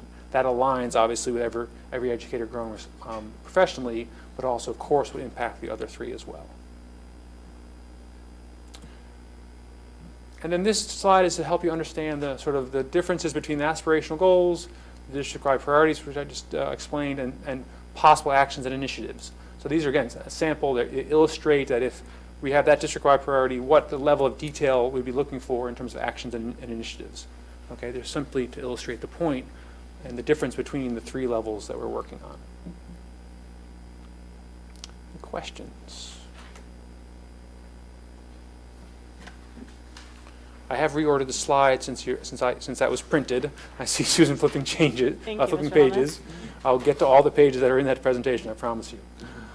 Okay. So this is just really describing who's doing the work. The most important piece is actually on the bottom, the working group. Okay, this is a group of about 10 to 15 members. You can see the roles there: teachers, senior staff, principals, coordinators, PTO presidents, and school council chairs. These are folks that are going to synthesize the work of many other people. Okay, many other people are on there on the right, and you'll see that senior staff, principals, coordinators, directors are involved. We'll be working with the curriculum subcommittee as well, in terms of they'll be reviewing some of the work as we go along. We'll get their input, their guidance along the way, especially on the priorities and the district level measures. Okay, we're going to involve all the faculties on the initiative and action level.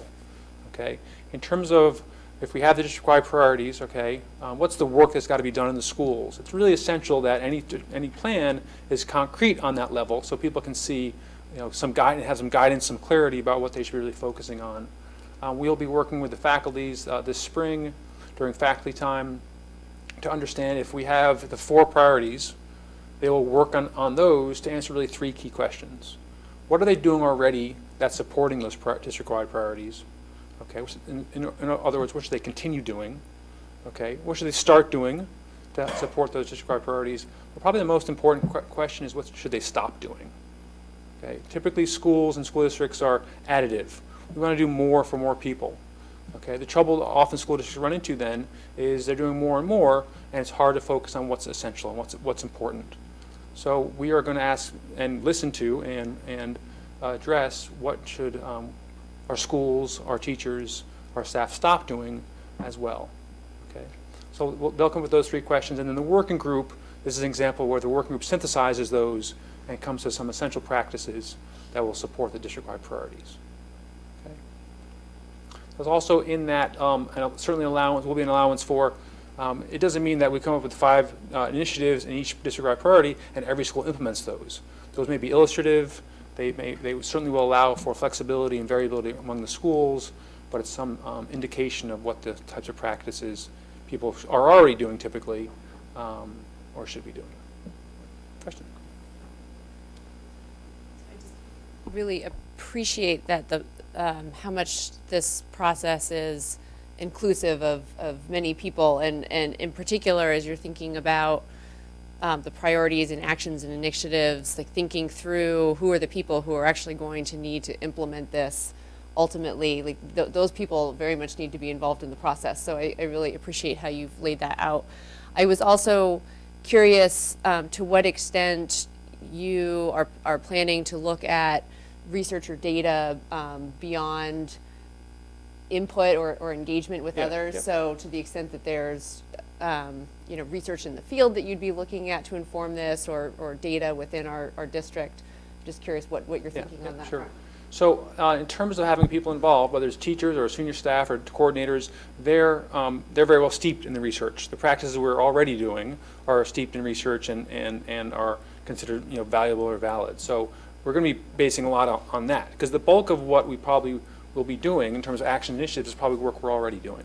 Okay, and then we'll also rely on the expertise of our staff and our leaders in the other areas, in any new areas. There probably will be places where we say, I'm just going to use an example here.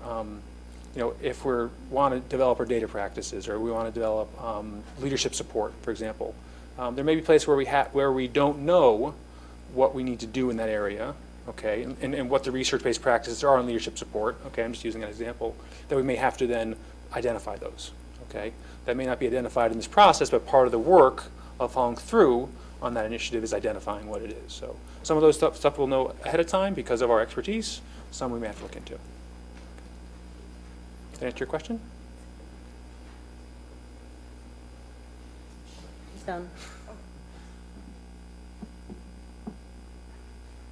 Thanks, Ben. I also appreciate the outreach to involve community members. I'm curious, though, in terms of the working group and who's doing the hard work of looking at the not so much implementation, but absorption of all of this and reinterpretation in each of the schools. How you get our representatives of our special populations and the diversity of our student body and our families into that working group. I know that the PTO presidents have a lot on their shoulders in terms of representing a very broad diversity within each school.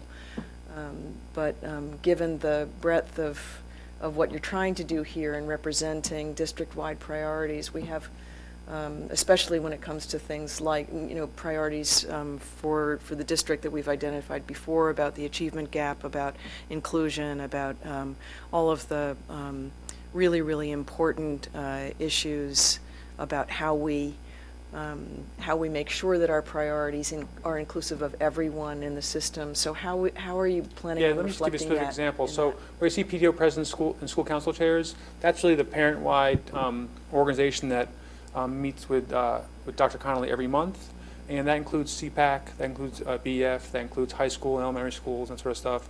And so we've gone through this with them, or this month I think, and really 4 people have raised their hand in terms of wanting to be on the working group. That's a parent from BEEP, I think a CPAC representative, actually Devotion, and also from the high school as well. So that's how it worked out that way, but we worked out that way because I think we asked folks in that diverse group.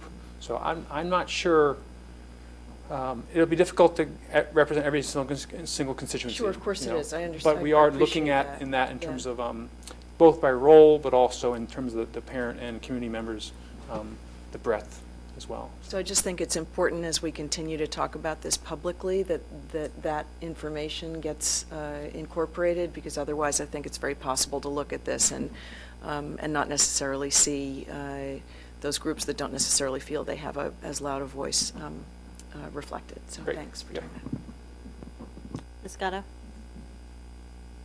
I think this is an impressive piece of work. I was glad to hear you say that a part of it would be thinking about what people can stop doing in order to do all of this. And I think that's something that needs to be thought about very carefully, because mostly what we're asking teachers to do now, and faculties and principals and so forth, are things that we think need to be done. So I would look at this and I would say, unless we have a very clear idea of some of the things that we might be able to say to people, you don't really have to do this anymore. When you roll this out, I would think that there would be a lot of people in town who would say, oh no, here they go again, they're giving us more to do, we can't do what we have now. I think that's a very real problem. If you've listened to teachers in the negotiations and what we have heard, a lot of it is about what do you expect us to do. Now, a lot of this is being done by separate committees and so forth. But those people also have a lot to do, and I'm not questioning the value of it. I'm questioning how much people can do at any one given time and do it well and feel like they still have a life. Yes. In terms of, there's the development of it, and that'll take a lot of work and energy from a variety of people, but then there's also implementation, right? And I think we really look at this as a way of focusing the work, narrowing the work, finding out what's essential. I think what you have here in Brookline, but which is, many districts, all districts are indicative of this, so many different pieces going on that people do feel like they're being pulled in many different directions, that people do feel like it's not clear on what exactly are the highest priorities. So I think it's a real opportunity, honestly, to address just what you're describing. That's going to be difficult, that's going to be challenging, the communication around that's going to be hard, the execution will be complicated, but I think that's the intention. Yeah. Yeah, I think that's fine. I think you just have to make it happen that way. Because if people look at this now, and that's not clear to those people at the outset, and I'm thinking largely of people in schools, this won't be successful. That's all got to be clear in the minds of the people actually doing the planning at this level now. This is what we think. Not that you don't want to ask people in the schools what they feel they could drop, but you need to have a good sense of what some of their choices might be, if indeed it's their choice. If it's our choice, we also need to do it.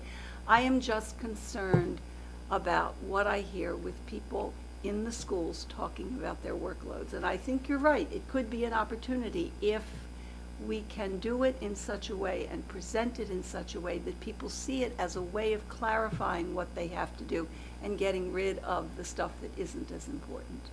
Good. Mr. Chang? First of all, I want to thank Mr. Lummis for shouldering this heavy lift, and looks like there is a path to a final landing of this plane at some point. I think one of the things I want to kind of also add to Ms. Scotto's concern is I see in May and June timeframe, there is an opportunity for you to share the draft with the stakeholders that you actually worked with, you know, the school council and the administrators. Are you anticipating also for them to be able to give you obviously feedback as to how this thing actually is going to be implemented? So there's, so here's what we need to do, but here's how we're actually going to have to go and execute it, and what is possible. So I think this is where a piece of document that has really great things that's laid out that we need to do, but ultimately how does that translate to actually getting it done? Absolutely. I think we'll get feedback along the way, particularly at that point, not only on the content of it, are we on the right track, but also on really listening closely on implementation. I do think that you know, there's rolling out in terms of communication, and there's rolling out in terms of doing it, implementing, right? I think that's going to probably be, there's going to be okay, this is what we've set out as our plan, okay? And part of that then is, okay, how do we execute it? You know, sorry? And that still will take some time to work through, and that'll take time to work through with coordinators and principals and, you know, teacher teams, that sort of stuff. So, you know, that rollout plan is also part of the development, but we'll have to work very closely to say, you know, how do we stage it? How do we stage it basically? And that comes in the timelines, and that depends on, you know, the actions and initiatives that we take. I know that we're going to probably be hearing about this at the workshop, so that's something that I would very much like to. Great. Mm-hmm.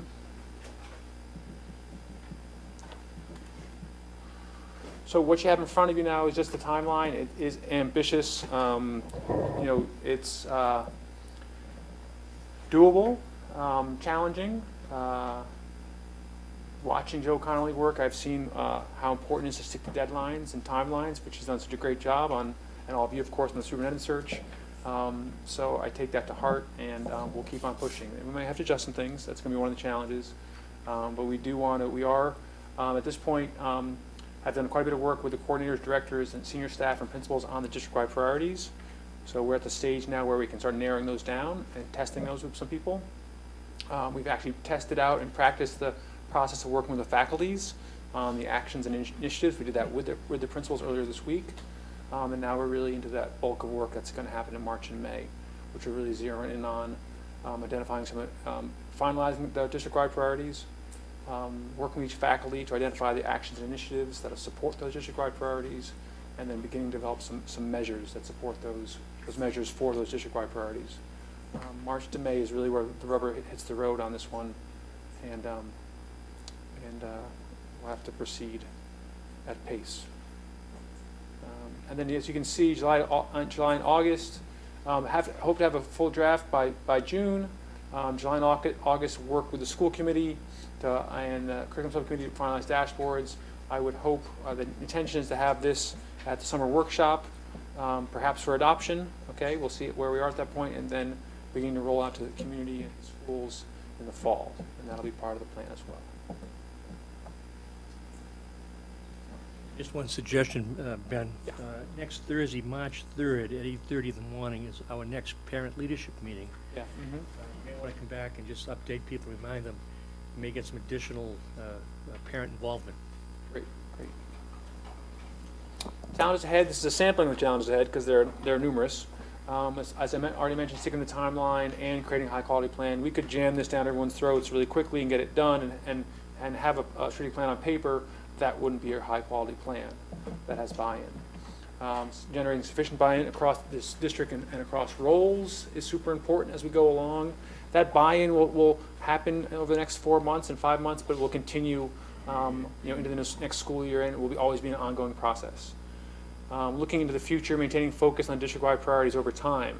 That will always be a tremendous challenge. There will always be a desire to look at the next shiny object, to shift, to maintain, but if we decide on 4 district-wide priorities that are of the most importance, sticking to them over time will be a challenge and will be essential. And then, of course, the most important piece to getting all this done is how do we allocate resources, money, time, and people in support of those priorities and those actions. That's as we have been doing, aligning the budget to our district-wide goals. We would assume that in the future we'd align it to the strategic plan as well. So there are probably a bunch more challenges people can identify, but those are a few that I'm thinking of right now. Other questions?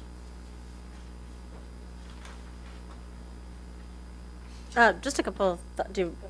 No, just a couple thoughts. I mean, can you just go back a slide? Here? So where are we? How far on the right-hand side have we gotten? So January, February, okay? So at this point, on the first bullet of January, or on first bullet is finalizing the 4 district-wide priorities. Those are not finalized yet, but we have, I can show you if you want, all the input from those groups on what the district-wide priorities should be. And there is some alignment, there's quite a bit of overlap in what has come out as some of the essential pieces. Yeah, no, that'd be great to see. All right, and what was, I understand. And then the identifying initiatives with the faculties, where are we on that one? So we've completed the second bullet on January and February, which is develop and test process for identifying initiatives with faculties. So we did that with the principals on Monday. Okay, so that'll be refined, and then it will be scheduled to do that work with the faculties at their faculty meetings in the next few months. Got it. Okay, so just a couple notes, and I'm trying to go back in the recesses of my brain. Maybe Dr. Fisher-Mueller can help me from when we did this. I mean, one is, and this might be of interest to Mr. Kahn, when we did this, the goal setting, we actually worked really hard so that language was gender neutral 2 years ago. I remember that discussion that we were sensitive to students who may be trans. Even 2 years ago, we were forward-looking enough. There is a his/her that seems to have crept in, but every student achieving, every student invested in the learning, and then that whole second column, that was intended to be gender neutral. So it might be worth just finding that his/her and so the green sheet is what I have as the... Yeah, that's what I'm saying. It might be worth just sneaking that one back out somehow. Okay, yeah. I thought we'd gotten them all, but obviously we missed one. So just to be clear, you're saying that on... Just the word his/her learning. But from one of the purple boxes? Yes, the second box. Okay, great. Thank you. The second thing that we did is I think we tried to say that this strategic plan was going to be sort of curricular in focus. This was not an operating or business plan for the district, yes, which I think is important for people to understand, simply because there were questions at the time of, is this a full plan, including capital and budget and whatnot? And it's not. It's primarily a curricular plan, which is essentially teaching and learning and special, I don't even call it special education. It's sort of the whole curricular aspect, which includes special education. But learning is maybe. So anyway, that might be worth just re-clarifying somewhere since it didn't quite come out.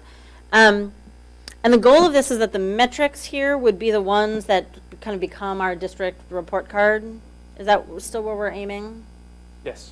Okay. So we'll have the district report card. Schools may have something on their level, but this would be district report card, and that would be sort of what we're responsible to you folks in reporting back on. Got it. So the idea of these 4 priorities is that they are going to tie to student achievement in some ways. Yeah, I mean, there's going to be a through line to student achievement. I mean, that one there might, I don't know if there will be there, but like at some level you'll be able to actually look at some student achievement Yes. measure Student- somehow. Student achievement measures, absolutely. Okay. Yeah. Okay, just because that example didn't have one, but that's okay because it's a different kind of example. Yeah.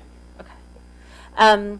One of the other things that we talked about was just sort of getting a map of everything we are doing, and maybe that was just different language, but it was just to say we're already doing so much, trying to map it and get where are the gaps, where are the overlaps, where are there opportunities for mandates to come together and be understood more holistically or synergistically by the teachers. And this kind of gets to Barbara's question of what we're not doing. But I guess where in that timeline does the piece of work land, which is the gaps and the overlaps, and is it working and pulling different pieces together?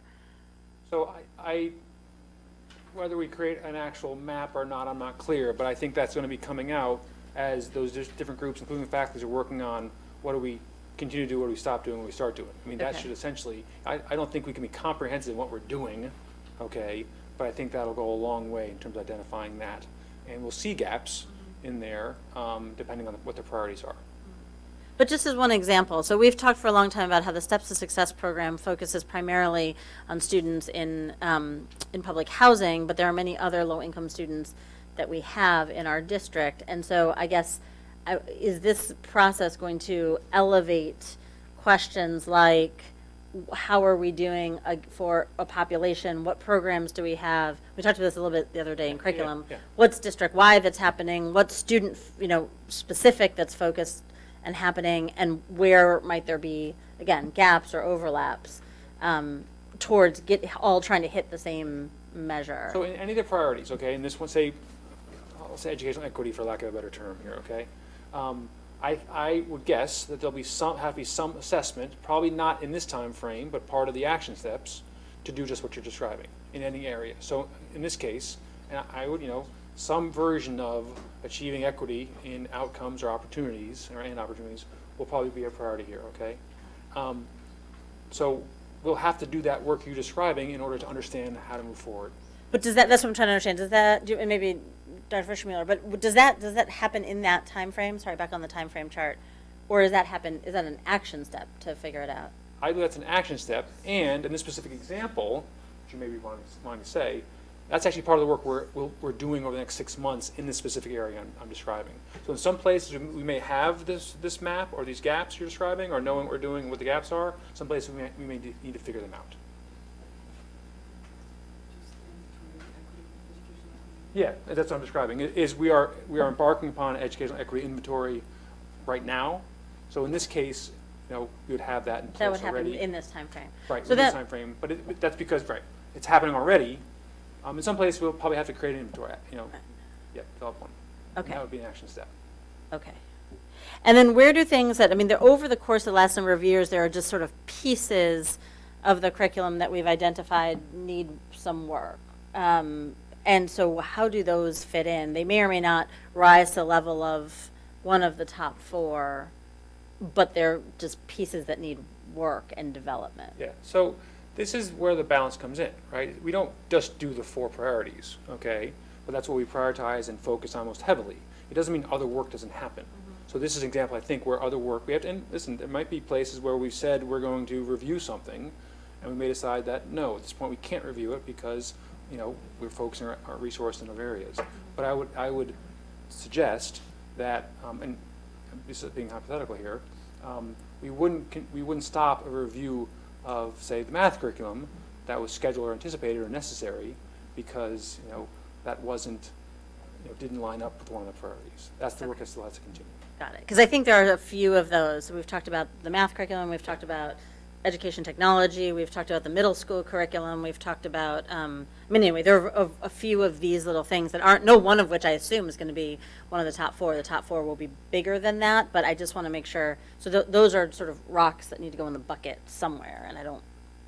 Yeah, and I mean, listen, there are going to be some of the rocks maybe we've been thinking about that won't go in the bucket, and that's because we can't do it all and do it all well. So, but I'm not putting out there what those might be or which ones. Those will be tough choices, etc. So. The only other thing I would say is just to interrupt. Yeah. Sorry, I think that's really important for us to begin to grab hold of, okay, and be uncomfortable with, but commit to over time to doing some of that. it goes back to Ms. Scotto's remarks. We can't do it all. And if we try to do it all, we won't do it all well. Well said. So I think just the only other thing that's obvious to note is that we have an outstanding, phenomenal interim superintendent who is an interim. We have a deputy superintendent who's incredibly competent and at this point I have to say hopefully leaving because it's what you want so much, but I hate saying that. So I just think we all need to recognize how much that we need to keep moving forward with this, but we're not, we're all obvious of both of those realities. So anyway, figuring out how to, adding this into the transition piece and doing it well will just be something we all have to help with. So, Ms. Stone? So,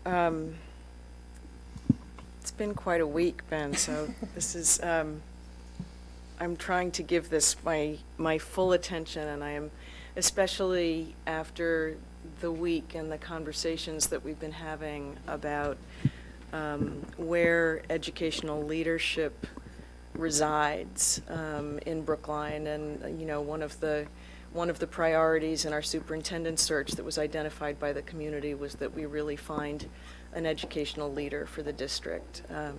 And our superintendent candidates talked a lot about the importance of supporting principals in building, in being the educational leaders within each building. And so I'm just thinking out loud here, all of that is, and we've been engaged with the teachers for a long, long time about the tension between new curricula, mandated, the Common Core. It doesn't matter what, but how much autonomy and creativity we are asking of our teachers, and the tension between that and the things that we do ask them to do in common, so that there is that coherence you talked about across the district. So, so for me, given all of that sort of floating around in my head about the need to invest in the success of our staff at many different levels of instruction, this sense that they are in fact leading the instruction in their area, whether it's a classroom or a school or across the district.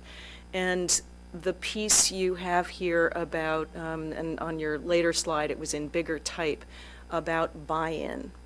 And you used the rollout was put up on the screen, and you talk about buy-in sort of happening as we roll it out. And my concern is that certainly the overwhelming sense that I got this week in all of our conversations is that buy-in comes from the investment in the process and in the identification, and not in how something is rolled out. That if you're rolling it out and expecting buy-in to come from some kind of communications plan at that point, you're never going to get it. It just doesn't happen, and we've suffered from that in a number of different ways in Brookline in the past. Sometimes that's just the way things happen.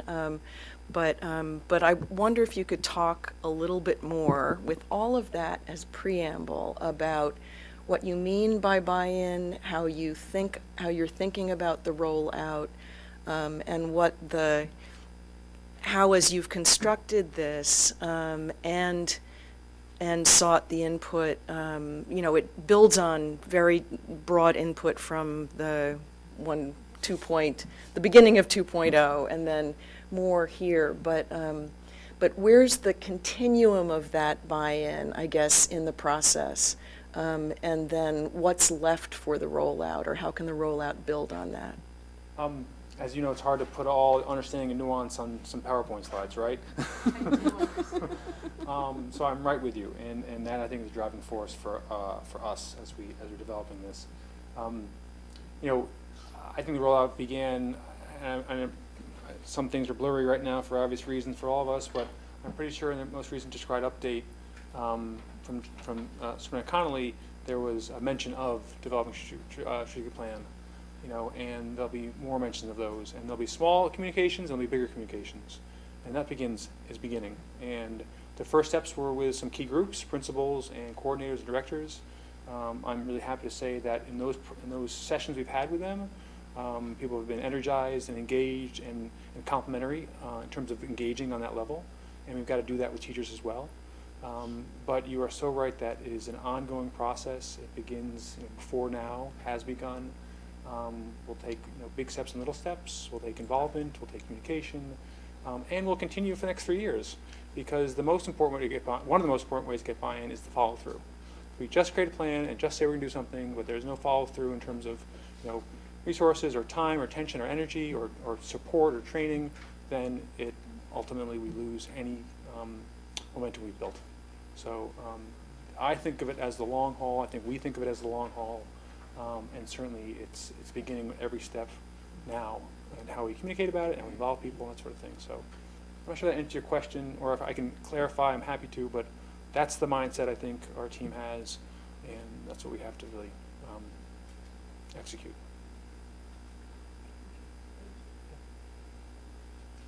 Any further questions?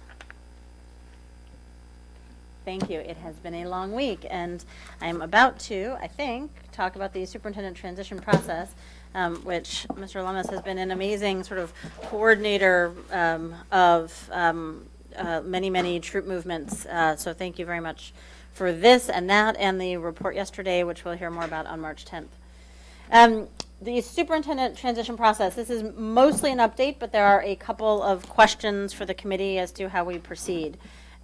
First is, I will not do justice to all of the steps in the process, and so for anyone listening or interested, I would encourage you to go to the district website. There is an incredible wealth of information about the process, the timeline, the candidates, link to videos, who's been included in the multiple review processes. So please go there. I'll just hit a couple highlights, but there's a lot more information in there. We are astonished to be exactly on track with the schedule that we set in October. No one is more astonished than I am, and delighted. And this is usually due to the work of someone other than me. In this case, Lisa Jackson, who is the chair of that subcommittee. She couldn't be here tonight. She's on away for work. She's out of town. Ben Lummis, who has helped with a lot of the just the coordination and how we should actually be doing this from a management point of view, and Robin, who has just done, I don't even know how many hours you've put in this week, but it's at least 2 weeks worth of hours this week alone, let alone all the other work, just making sure everything is set up, all the transitions are seamless, and we are just so grateful, in particular for those 3 folks who were sweating out details and typos and at all sorts of irrational hours. So thank you, Ben, thank you, Robin, thank you, Lisa. So the first part of this, just to remember, is that it started with a very intensive community process. There was a survey that was completed by hundreds of residents. There were 5 community-wide forums, and there were 30 focus groups for particular groups of parents and residents of an incredible diversity. It's really unprecedented in the outreach that we did in the fall, facilitated by our wonderful partners, Jim and Laura Hughey of Atlantic Research Partners. On February 12th, which was actually since, now I'm going to start with all the things that have happened since the last school committee meeting. February 12th, we named finalists. There were 3 finalists. Again, incredibly diverse group of candidates. The diversity statistics are on the website, but we went from 29 applicants to 3 finalists. And those 3 finalists were here in the district this week, Monday, Tuesday, and Wednesday. They had, I thought they were 14-hour days, but they ended up being longer.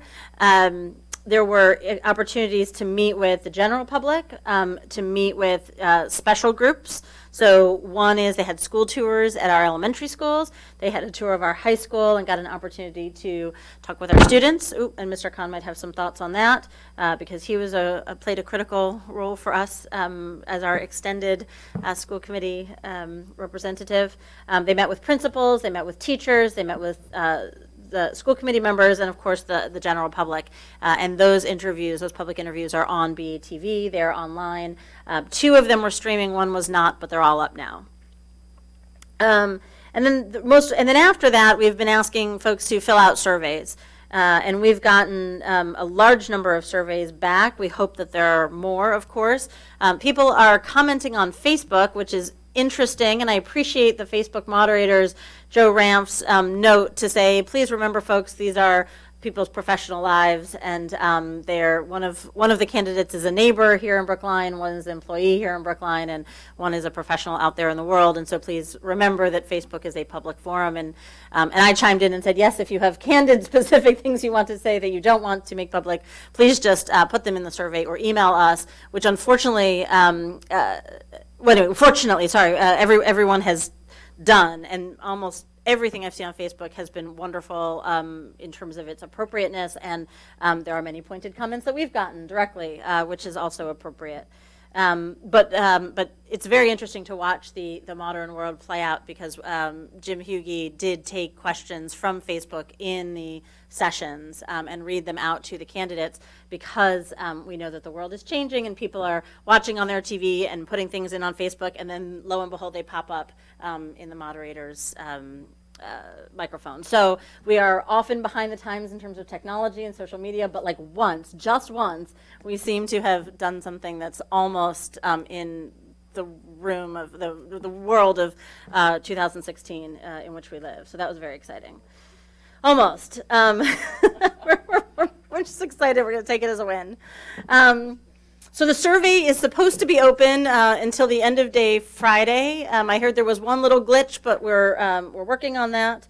And so here's where we are. We're going to be getting back a report from Atlantic Research Partners on the survey results. They're both quantitative aspects and verbatims, and that they're going to summarize for us and give us a report by next week.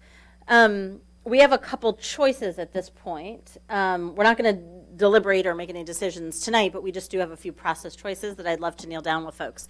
So right now there are 2 times being held on your calendar: tomorrow morning from 8 to 10, which we may choose to cancel because we don't actually have the report, but we can decide that. And we have next Thursday from, I think, 7 to 9, 7:30 to 9:30, something like that, which we can talk about.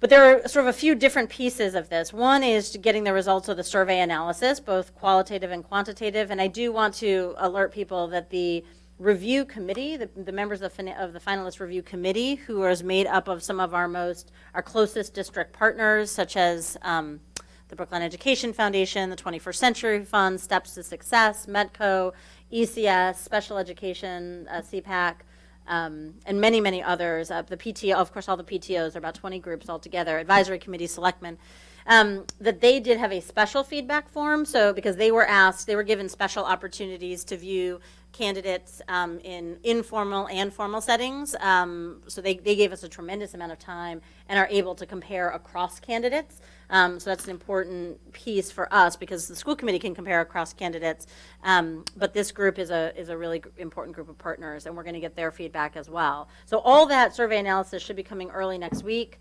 I'm hoping that Jim and Laura will also have a chance to debrief with principals and senior staff. I think Dr. Connolly might have done some of that already, and Jim and Laura can do some additional debriefs. And then we have a choice as to sort of how we do this process. One question is, do we want to do further due diligence and site visits or interviews? Another question is what sort of rubric we use in order to go through the conversation and narrow down to a decision. So I just want to I want to open up the process discussion tonight just so that we can agree on where we go from here. The first is that it seems that these the 3 important pieces are looking at the analysis we have, doing our own deliberation, and potentially doing additional due diligence. So do you have thoughts on this? Sure, go ahead. Of course I have thoughts on this. So for myself, I know we're not deliberating. I just want to say how impressed I was with all 3 candidates who came through. I thought we put them through a truly grueling process, it was just very impressive. So For myself, there are my interest in hearing from those various groups that you mentioned and the community, and seeing those reactions is tremendously important to my processing my own reactions, especially relative to the priorities that the community laid out for us in doing this search. So I don't want to rush anything that doesn't give us the time to hear all of that fully.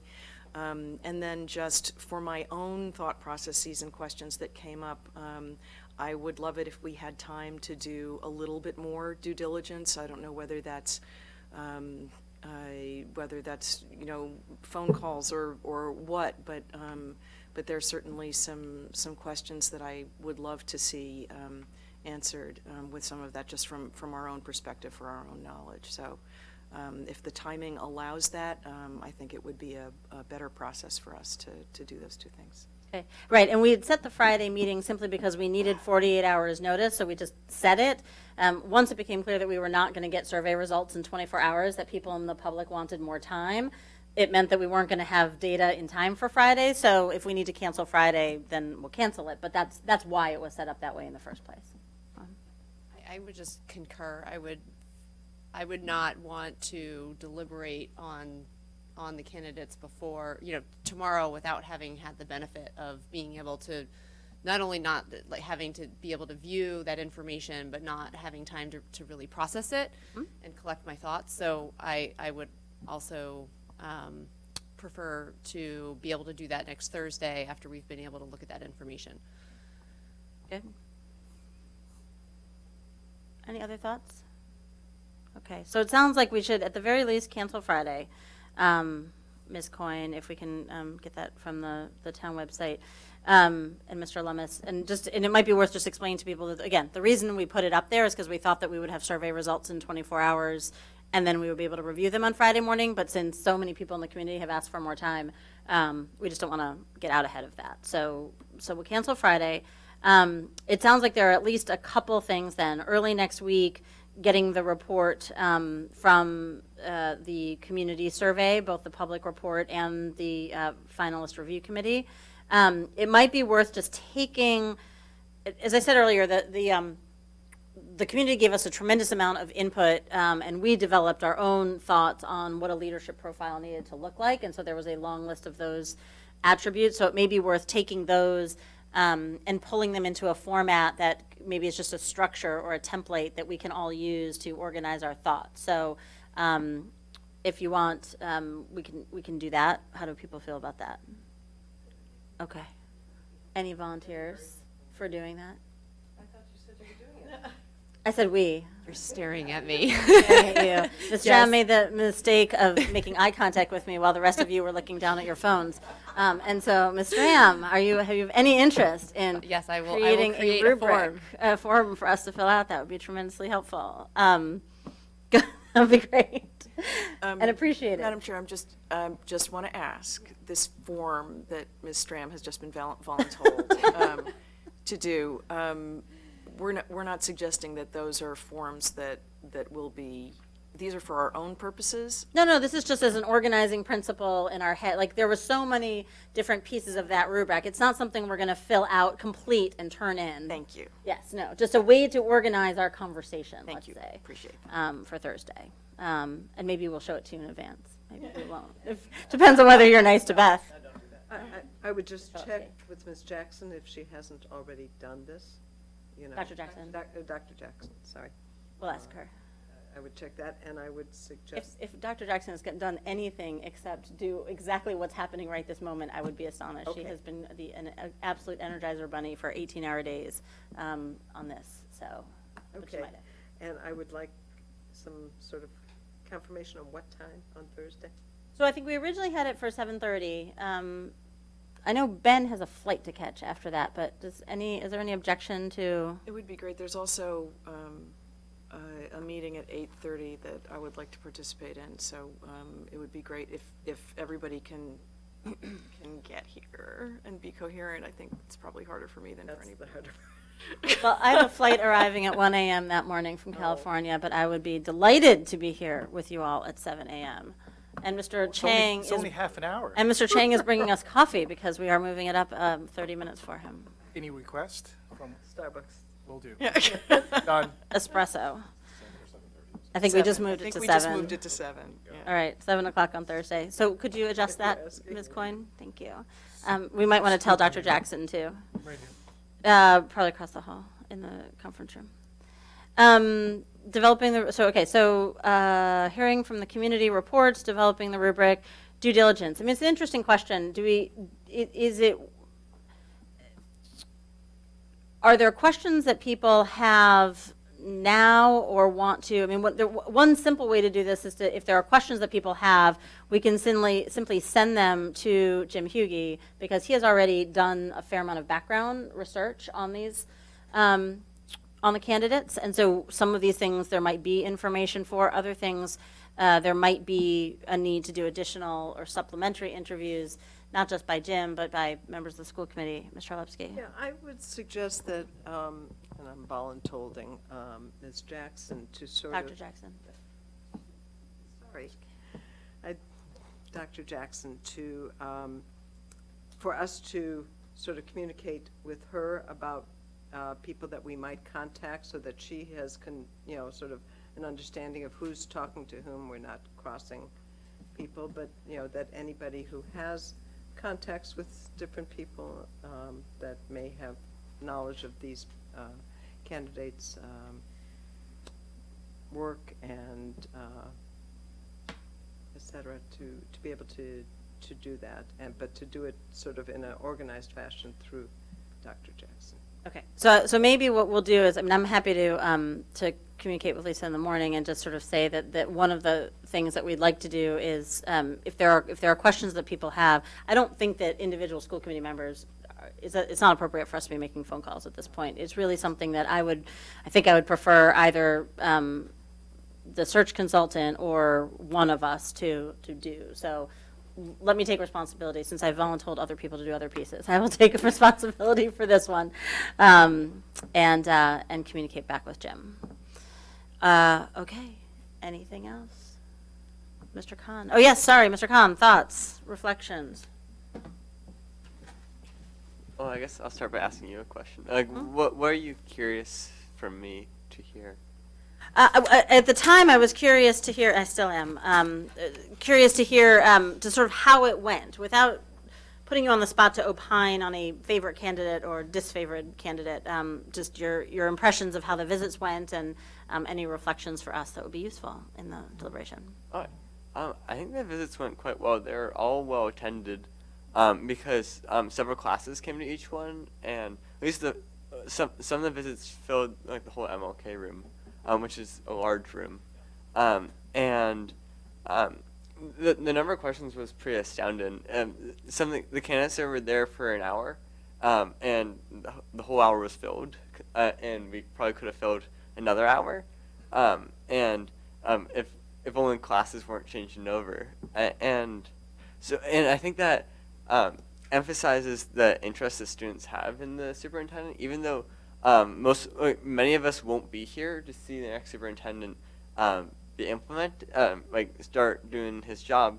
I think that students are still invested in making sure that what was important to them is still represented and cared for by the school district.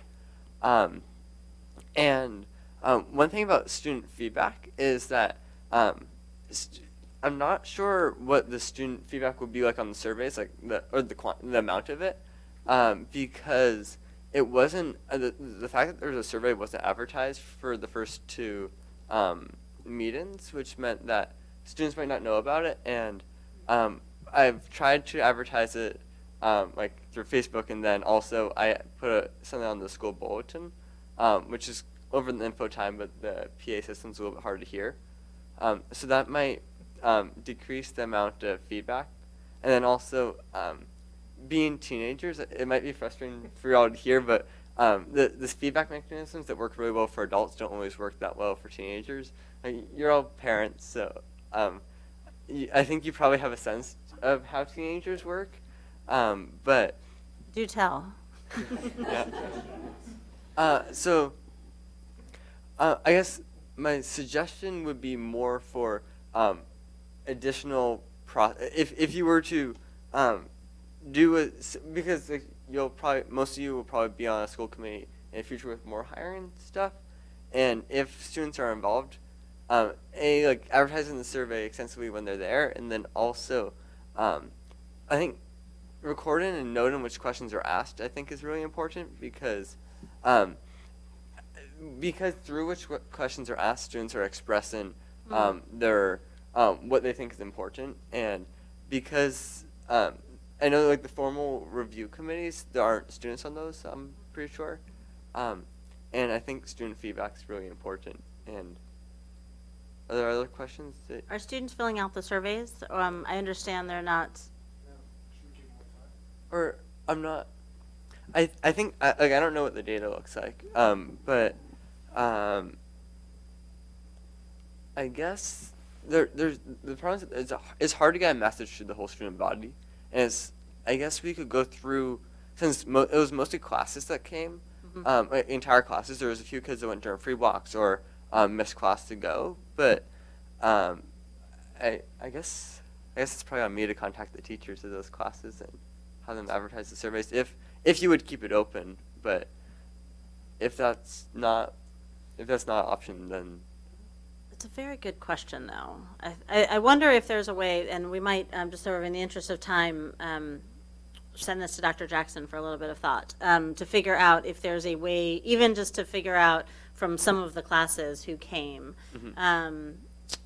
to solicit feedback. That would be helpful. Ms. Holman will know that she was at each one of the student forums, and she was involved in I guess organizing, helping with Ethan organizing which classes were going to go. Got it.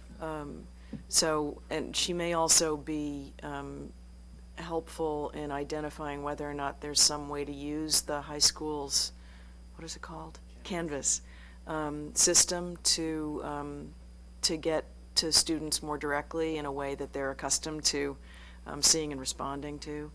I know email is really, really last century. At this point, it's too bad we didn't do a Pinterest site for this. But People still do Pinterest? No. I don't know. Like my mom uses Pinterest. Snapchat. Ethan, I'm quite sure that Headmaster Holman knows what classes were attended those 3 sessions. I will talk with her tomorrow and see if she can get a word out to those classes, those teachers, to make them aware of the survey. All right. Thank you for bringing that up. All right. Thank you. The thing I wasn't clear on is if you were saying the survey isn't the way to get feedback from students, and that there might be a better way. Or I think a survey is a good way to get feedback if it's advertised well, but I see. But like because it either goes through emails that are sent to parents and not necessarily forwarded to students, or like the only reason that I knew that there was a survey is I happened to be on the school committee website, as I'm known to do. Yeah. Our condolences. At least we know one person reads it. Yeah. And I guess another way to get feedback is if the school committee members that were at that saw the question students were asking, if they could, if I don't know if you took notes, but if you did, bring up what was talked about. so I took down every question that was asked and was planning on writing them up and submitting them to the school. Of course you did, Ms. committee. Dunn. Of course I did, because I'm just that kind of student. We're very grateful. Anyway, so I don't know whether Barbara and David also took notes during those. This is not a competition, Ms. Stone. But no. I do have to give Ethan full credit, because we talked right before I went into that session, and he said many of these things to me. So I take no personal credit. I would not have taken such diligent notes if Ethan had not said to me, it would be really helpful if you could report back to the school committee what's asked. So thank you. Mr. Khan, any other suggestions that we should clearly be following in advance? That would be helpful. I think that's all I have on the top of my mind. I think students really appreciate and like being involved, and so definitely continue with this tradition. And yeah. Thank you. This is really terrific, and we will figure out a way to to get a message out, at least to a representative sample, if not to everyone. All right, thank you. That's terrific. Is there anything else you need from me to do that, or? No, Okay. I don't think so. That I'm sure you have a life, unlike us, and you can figure it out. Oh, Mr. Lemus might have an idea. In the meantime, I'm just trying to think about this questions idea. I'm wondering if people do have questions that they want additional due diligence done on, maybe it's just best to send it straight to Dr. Jackson, and she can compile those on our behalf. That might be the most efficient way to. And do not copy all. Yes, please do not copy all. We're not deliberating. She's just feeding them to. So someone may have said this. You know, all the links are still on the Super Search website. We know what class these students came from, correct? That's what we're trying to figure out, yeah. Assuming that, now, if the classes meet tomorrow, we can simply put the link on the whiteboard or the chalkboard and say, you were there. What? Okay, and this is the link, and if you want to fill out the survey, it's still open, go for it. So that's one idea. Did you just volunteer to talk to the headmaster to make sure that could happen? I meant to be looking at my iPhone at that point, but I wasn't. Unfortunate for you. Yeah, I can follow up with Deb and That'd be find great. out, yeah. Thank you very much. Good, so I won't bother Lisa. Terrific, thank you. Moving right along, the proposed vote on whether to authorize a statement of interest to the Massachusetts School Building Authority. Mr. Pollack, Ms. Dunn, tag team. So Dr. Connolly kind of queued this up with his kind of introduction of the issue and his thoughts about it and filled us in on his conversation with representatives of MSBA and the clarification that really any statement of interest that we might submit this year would have to kind of get around, over, and through the devotion project, and so would need to be seen as quite exceptional in order to get funding, and because basically they're sort of in a modality we understand of one project, one community, and you finish one and then you can do another. In that light, that's the main consideration that was discussed at the Capital Subcommittee last week, or on the 12th, I guess it was, when we met and talked about this. And the other thing that we talked about was a little bit more in detail in terms of being project specific, but we talked about the difference between doing what might the difference be in a project that was undertaken just by the town alone versus a project that was undertaken in partnership with MSBA. They have a lot of what I view as supportive requirements and supportive structure to do really careful and thorough planning, which is intended to and I think does result in excellent a process and outcomes and real attention to fiscal responsibility. On the other hand, they also have a lot of norms of what they expect a school to be, and it's a kind of statewide decisions about the sizes of things and the numbers of things and how they all fit together in a certain way to make a school that is standardized. And no community, including Brookline, is necessarily standardized. We have our own ways of doing things and things that we like to see in our schools, so that there's a certain amount of freedoms there that we would have if we didn't seek the support and the money of the state. Particularly, I think, for a high school project, and maybe I'm speaking just of my own opinion here, or I will speak with my own opinion, that I think an elementary school project that the town undertook alone in terms of its programming might be substantially similar to what the MSBA would expect. I wouldn't imagine big differences. But in a high school project, particularly given that we'd be talking about expanding our fully built out current high school, our requirements and expectations for what we wanted to do and how we wanted to spend our money might be considerably different from how the MSBA would expect a project to be structured. So the Capital Subcommittee had this discussion and then voted unanimously to recommend to the school committee that the school committee not request the superintendent and the town administrator to have staff prepare and submit a statement of interest in the current eligibility period, which is open and until April 8th. So that's the recommendation from the capital subcommittee to the school committee. It's consistent with what Dr. Connolly said. Which is consistent with what Dr. Connolly said, and is consistent with the 16-0 with one abstention vote that came from advisory committee. And to my knowledge, this has not been discussed at Board of Selectmen yet. It's on their agenda. They're waiting to hear from us. Right. They're waiting to hear from us. Okay. Mr. Glover.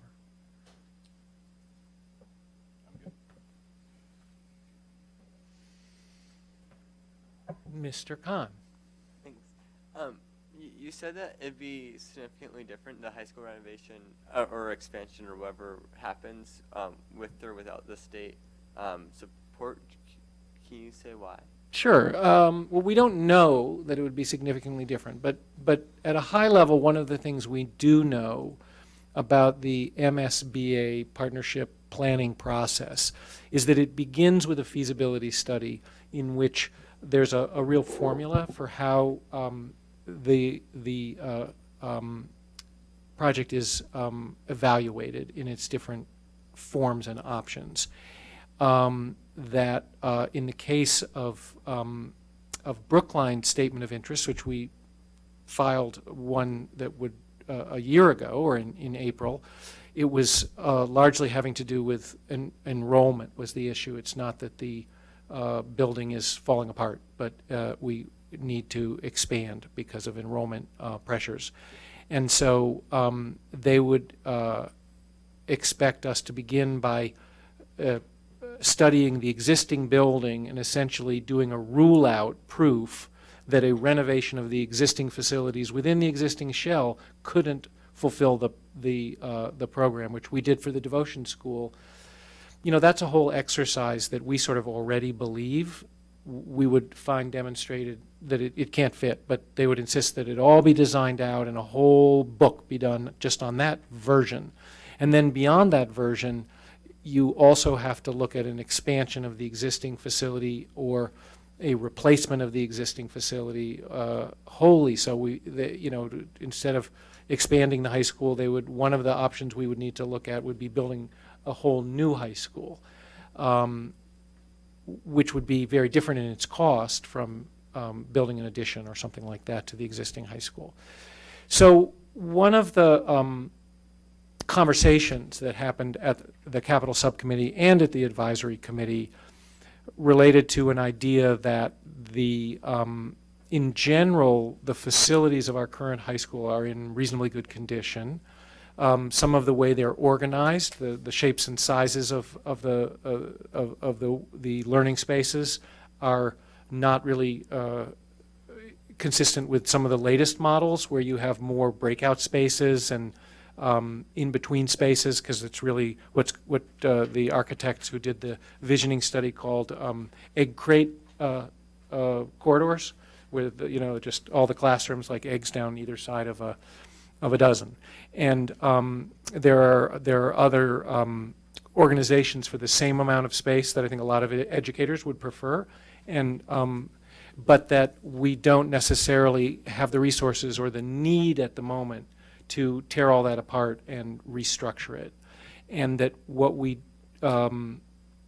discussed was an idea that coming out of a very careful analysis of the function and the programming and the educational mission of our high school to determine what spaces are serving us in the most compromised way or don't exist, and that to start by looking to purpose build the facilities that we need the most in order to expand the overall campus, the amount of additional space that we need in order to serve 2,600 to 2,800 students, and that then we would obviously need to make some alterations of the existing, because maybe we'd moved programming spaces out into the new and replace them, and then they needed to be changed in the existing, but that what we wouldn't do is go attic to cellar and corner to corner of the existing building and try to renew or update everything, and we'd instead focus on building the very best of the new facilities that we would make. It's not to say that MSBA wouldn't also embrace that, but anecdotally it's our understanding that they would certainly make us study every part and piece of the existing high school, and those that were found deficient, in general it's our understanding that they would expect us to correct those deficiencies.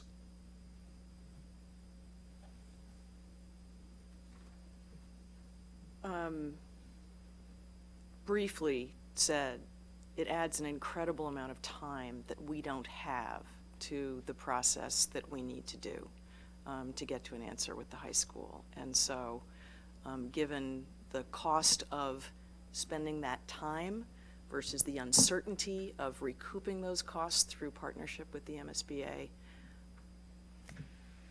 it feels like a it feels like a better decision. At least I certainly, as part of the capital subcommittee, agreed that that the decision, because we have to move, we are so far behind in moving on the high school.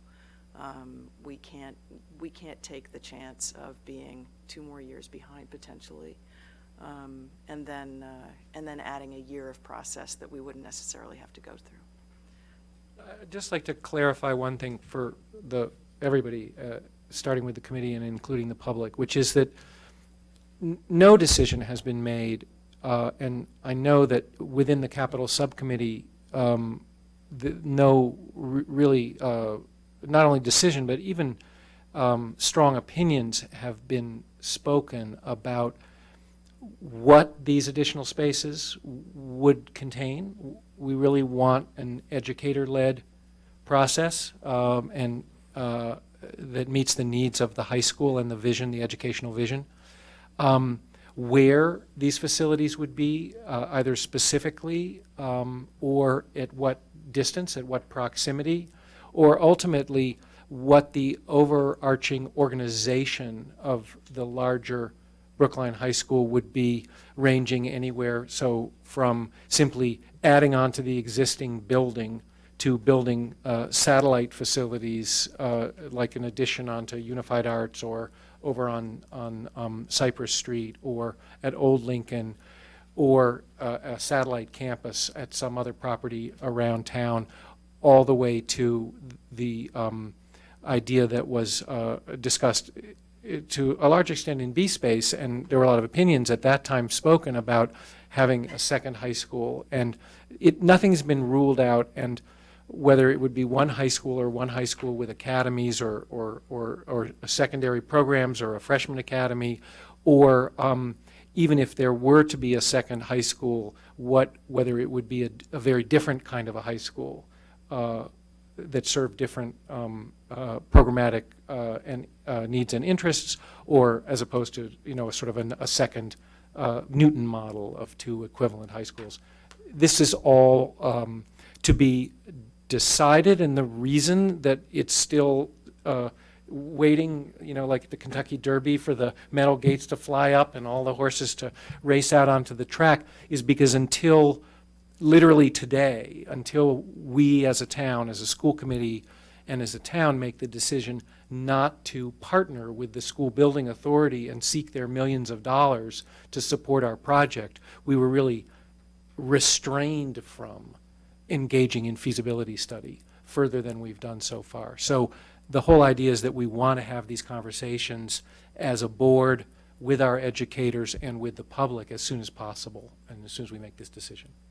So I was going to offer to put a motion on the table if that would be helpful in moving us forward. Sure. Also because Mr. Glover in a what's it called in court when you do a short sidebar said we're voting not to do something. Vote no action. So so I was just playing with a motion that sounded somewhat more positive. So I would move that the school committee act with all deliberate speed to develop a plan for defining, citing, designing, and constructing the necessary expansion of the high school without seeking partnership with the MSBA. How poetic. Thank you. Does that get us there, David?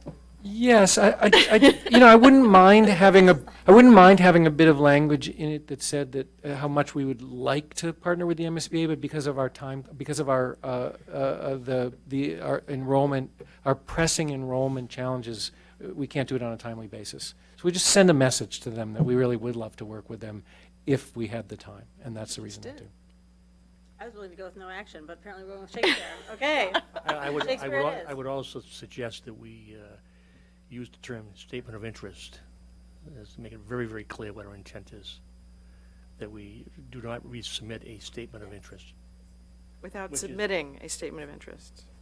Resubmitting. At this time. Did you say the ninth school also, or just the high I school? did not. I thought this was just about the high school. No. Well, Mr. Pollack? It would be good to just say we're not going to, without resubmitting a statement of interest. Defining, citing, designing, constructing the necessary expansion of the high school and elementary, and ninth and elementary school. Yes? Do you want to read the whole thing slowly, but yeah, sounds fine. We're actually going to be voting it. Hang on. Mr. Glover, I was always confused about the idea of no action, but there are some things where you have to say, we're actually not going to. Yes, I actually regret that I even brought it up as a sidebar. It's a rookie mistake. We'll forgive you. Ms. Stone? So moved that the school committee act with all deliberate speed to develop plans for defining, citing, designing, and constructing A, the necessary expansion of the high school, and B, a ninth elementary school without resubmitting an SOI to the MSBA. Dr. Connolly, you can't edit it now. Resubmitting an SOI for the high school expansion and submitting an SOI for the ninth school. Well, actually, we already submitted Driscoll. We submitted elementary school Driscoll and expansion got the year turned down. before, so. Got turned down. I'll second So that. as read. I'll second that. Ms. Bard? All right, we have a motion. We have a second. Is there any further discussion? All right, seeing none. All those in favor? It is unanimous of those present. Thank you, Mr. Pollack, for shepherding this. Thank you, Ms. Dunn. Thank you, Dr. Connolly. Who else had a part in this? Thank you, Ms. Stone. Thank you, Mr. Glover, for introducing a little bit of levity into our evening. Anybody else? Thank you to the advisory committee for giving us clarity. Very thoughtful. I already thanked David. Good enough, good enough. And all your amazing leadership. So, our Deputy Superintendent for Administration and Finance is all queued up to give us an update on advancing work on the request for qualifications to do further study of the sites that were identified by the school committee and the working together with the Board of Selectmen. Is it your pleasure that we continue on capital? We do still have a lot of agenda. We do, but I think the RFP is incredibly important if we're trying to get it in front of the Building Commission on March 8th. And somebody can tell, well, you can communicate to the town administrator our vote? I will. Okay. In fact, I'm meeting with him in the morning. Okay. I'll make sure he knows. Okay. All right, Mary Ellen, we would love to hear how this is going.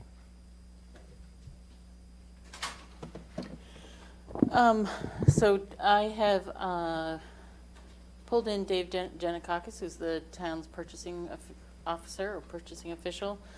We are in pursuit of samples from towns that have done this all before in location of a new site.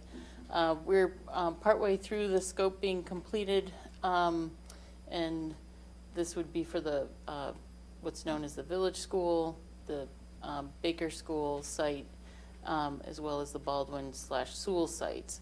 And so the progress on the scope got derailed by budget in your report this evening, but it's partially done, so we'll get that in front of Ray Masick and Tony Quigley to review internally. as well as Kara, and maybe one or two other people internally before it sort of hits the committee routes for review to make sure that's complete. So we have their input before. So hopefully by the end of the day, Monday, Tony and Ray will have that document in their hands and some time to review it. So we'll still have at least the scope completed. The rest of the document is pretty much boilerplate.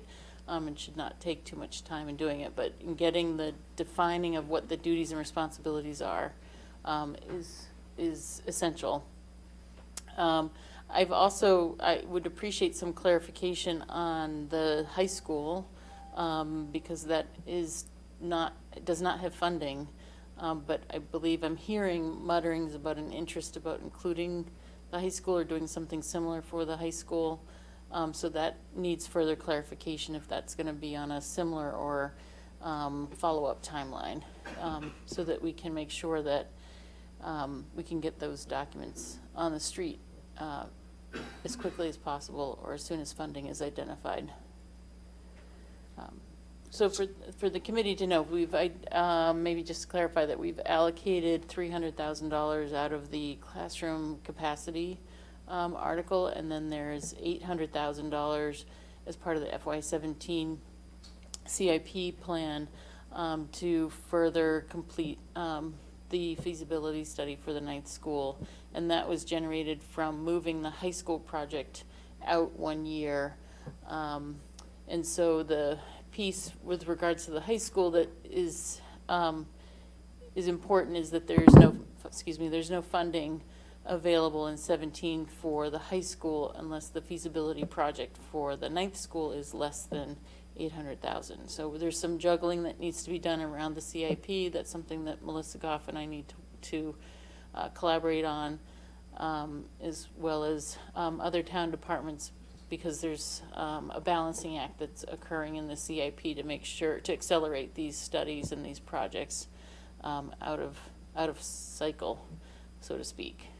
And so I think that's the financial piece. So there's a couple of different threads here, and perhaps we just didn't get it onto our agenda for the capital subcommittee because we're a little in the weeds of detail here. That it would be better.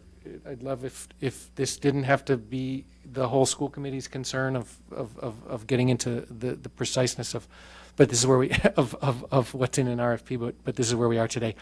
The scope that we talked about for the 3 sites was to look at the Stop and Shop and adjacent, kind of gas station, car wash parcel, the village school, as we wanted that studied as a mixed-use site which kept the supermarket and had a school and hopefully some kind of a playground. And we also wanted it studied just what could we do with that site if you didn't try to use it as mixed use and just put a school there. For the Baker School site, we said we want to add elementary school capacity there, and we wanted it really looked at in whatever models made sense, from an expansion of the existing school to having 2 unique schools on the same property, and we wanted to understand the site utilization in sort of a range of models like that. And likewise for the Baldwin School site, we wanted to understand how it could utilize and have a shared use agreement with the adjacent Sewell Recreation Center, and we wanted to understand if it would serve for an elementary school, and we also wanted to understand kind of what its capacity is for the high school at some level, not without necessarily providing programmatic input from our educators, but just because in terms of that's really one of the only places where we could expand the high school, so we need to have that in play. So that's all already what we've put on our staff to try to work into this this additional study, which again, I said in a previous meeting that I wanted to make sure that we were spending monies specifically to assist in the decision-making around site selection, because I really think that with $300,000 in classroom capacity and $800,000 of planning monies, we can't afford to just find out a whole lot of fascinating information fascinating information about all these sites that might be really useful later. Right now, we just need to pick a site for the elementary school, and when we're doing a little bit of determining around high school, but much as it would be lovely to know everything there is about the Baker site, if that's not the one we're going on, I'd rather spend our money on the 9th elementary school, wherever it's going, which in the same for all of these sites. So in this context, a fourth site has been very much in the conversation inside and outside of Town Hall. For those who are part of this capital conversation, it's been a pretty constant piece of it, which is the 111 Cypress Street property. It's been discussed now for almost like 4 years. It's been part of the conversation. It certainly was in the B-Space report, et cetera, et cetera. And so one question is, which is, it's a question for our building staff, it's a question for Mary Ellen and everybody else in terms of affordability, practicality, but there's a certain logic to saying, if we're doing this kind of, it's not what Civic Moxie did, but so it's more focused and more intensive, but it's not designing schools, but we're really doing site evaluation. We really need to know more about 111 Cypress and what could and couldn't be built there, and should we just right up front add it to the scope in this RFQ so that we can get that done on the same schedule with one procurement. And I don't know if anybody, Mary Ellen or Dr. Connolly, anybody want to kick off some thoughts about that? Or Ms. Stone? So I'm reluctant. I mean, it all depends. These are shared dollars, right? These are not just school dollars. These are classroom capacity. These are school dollars. Capacity. But it's CIP. Right, and the CIP is a shared cost for both sides. My concern about 111 Cypress is that whereas I find it a fascinating property that has potential for many, many different aspects of town and or school needs currently and in the future. And so what I don't want is to see 111 Cypress identified as as only of interest because of the schools. I don't believe that that's its only use. I don't personally believe that's even likely to be its best use, whereas I do appreciate that because of its location and the fact that it's an office building, and we have, with all of the rental space now and for offices, that the town might have as many potential uses for 111 Cypress as the schools do.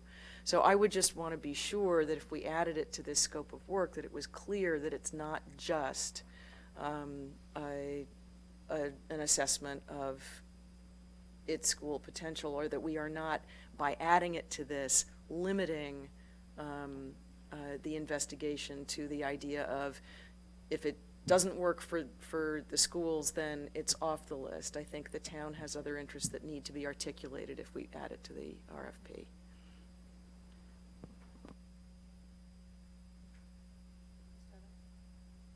I think Rebecca is right, and I also want to add that I think there's a big danger in not moving fairly quickly on this, because it has been talked about as a potential 40B, and once you have a building there and you have people living in that building, I think that makes it much more difficult if we, the schools of the town, decide it's an ideal place to do X, Y, or Z. So it doesn't seem to me, it's not like a site that's sitting there and no one is talking about. There's an active bit of conversation about it being used for housing. So if we have any interest, we the town have any interest in it at all, we have to act, because once you put housing there, it will be very difficult to go back and say, oh yes, you built this housing and all these people now have to move. There are that would not sit well with many people. So I think we should act.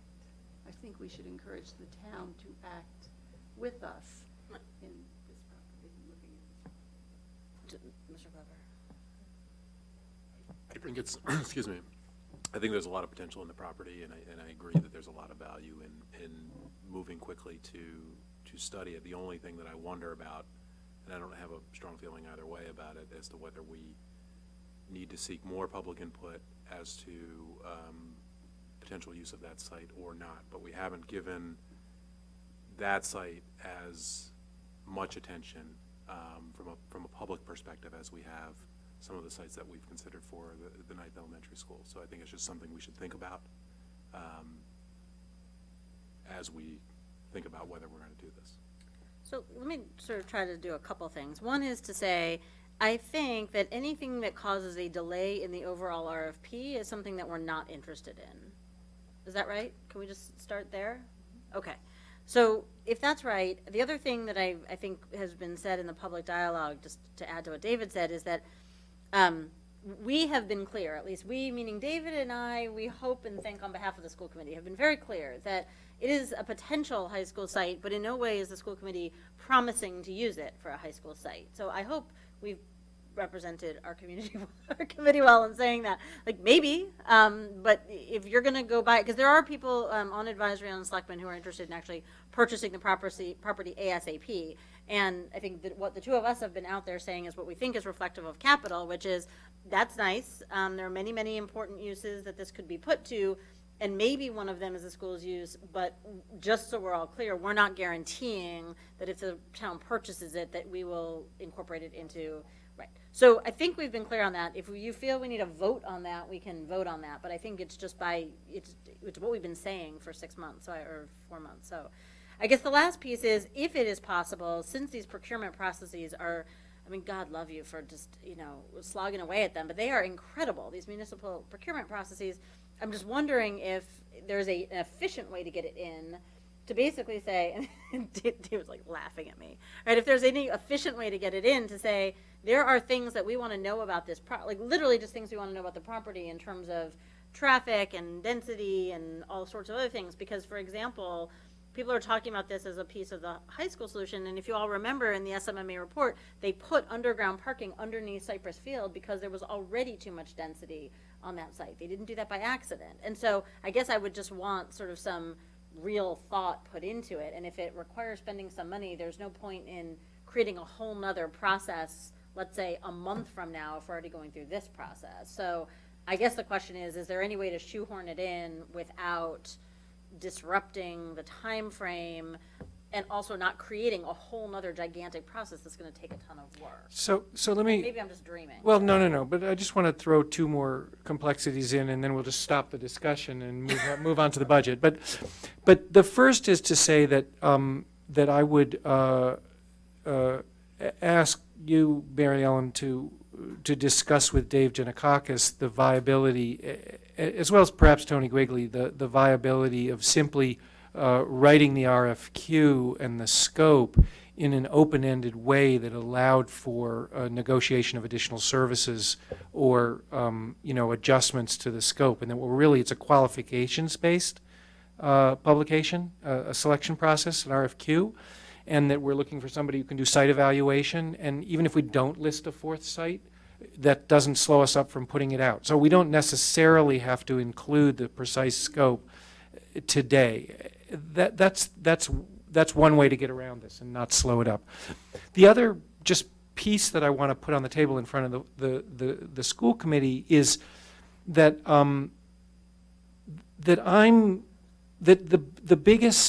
my biggest concern in choosing to go it alone, which gives us flexibility and sort of nimbleness without all of the additional dollars that the state would kick in if they were willing and able to partner with us, which they aren't at the moment because of the one municipality, one project policy. But what I don't want to give up is planning.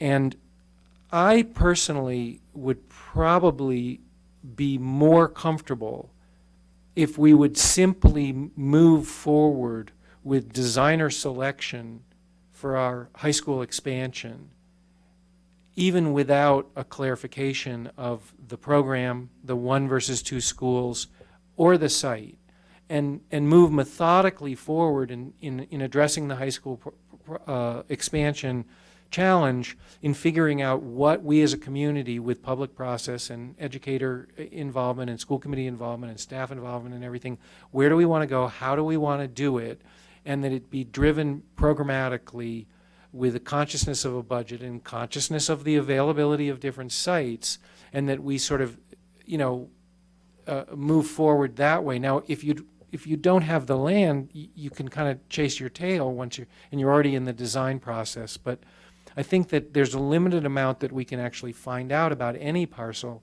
in terms of its utility specifically for the high school expansion without having the educational leader-driven programming on what do we want to do. One of the things that's a reality of 111 Cypress is that the underlying zoning is extremely low density. What's allowed on that property is 19,500 square feet of building, which is about less than half the size of the building that's there now. So it would need a zoning change or a vigorous Dover amendment, enlargement of the shell and everything. So there is a lot that we could find out about, both in community process and talking with town boards, and just even what volume you could put on the site. So it's not like we can't look at it for any town use in this more abstract way. But we also need to jump in with our high school school planning process. So there's a question of whether we want two designers working on this at once or not. Right. So let's hold on that one, because I think the point of this was to say it was the MSBA discussion, and so I think just one obvious thing is that there is no point in foregoing MSBA revenue if we're going to somehow slow down our own process. So I think full steam ahead, sort of whatever that means, is an important notion. So I don't want to slow down this RFP, but I guess the question is, can you do, and you don't need to tell us right now, but can that open the services? Yes, it's called an ad alternate. So you can seek quotations, but you don't have to award necessarily, or you can extend when you would do the award. So I'll talk to David about those options. Because I think the whole idea was to try to approve a selection in May, and to get it. Because you wanted some time for the firms to respond and go back and forth with questions, and even on this time frame, if the building commission approves it on March 8th, or however they define approving it, and you put it out into the field, April is when you're actually getting firms to respond. May is when we approve a selection in the contract, and the work is May through August, which keeps us on track for a fall decision. So I think that's the urgency, to kind of not lose time for the time being. So I think your plan is great. If it's actually doable, that would be terrific. Okay. All right. So we're good on the MSBA, and we're good on the implications of what it means to not go with the MSBA. And then the only other piece is what was said hours ago about the CIP, making sure that there's enough CIP money to actually fund these pieces. And the good news is advisory and selectmen, town school partnership, they're all sort of conceptually on board, but we just need to actually figure out what needs to move and what that means. Okay. All right. Thank you. Dr. Connolly, preview of the superintendent's FY17 budget, and I'm sorry we're getting you here half an hour late. I'm going to ask Mary Ellen to kind of maybe squeeze in beside Beth.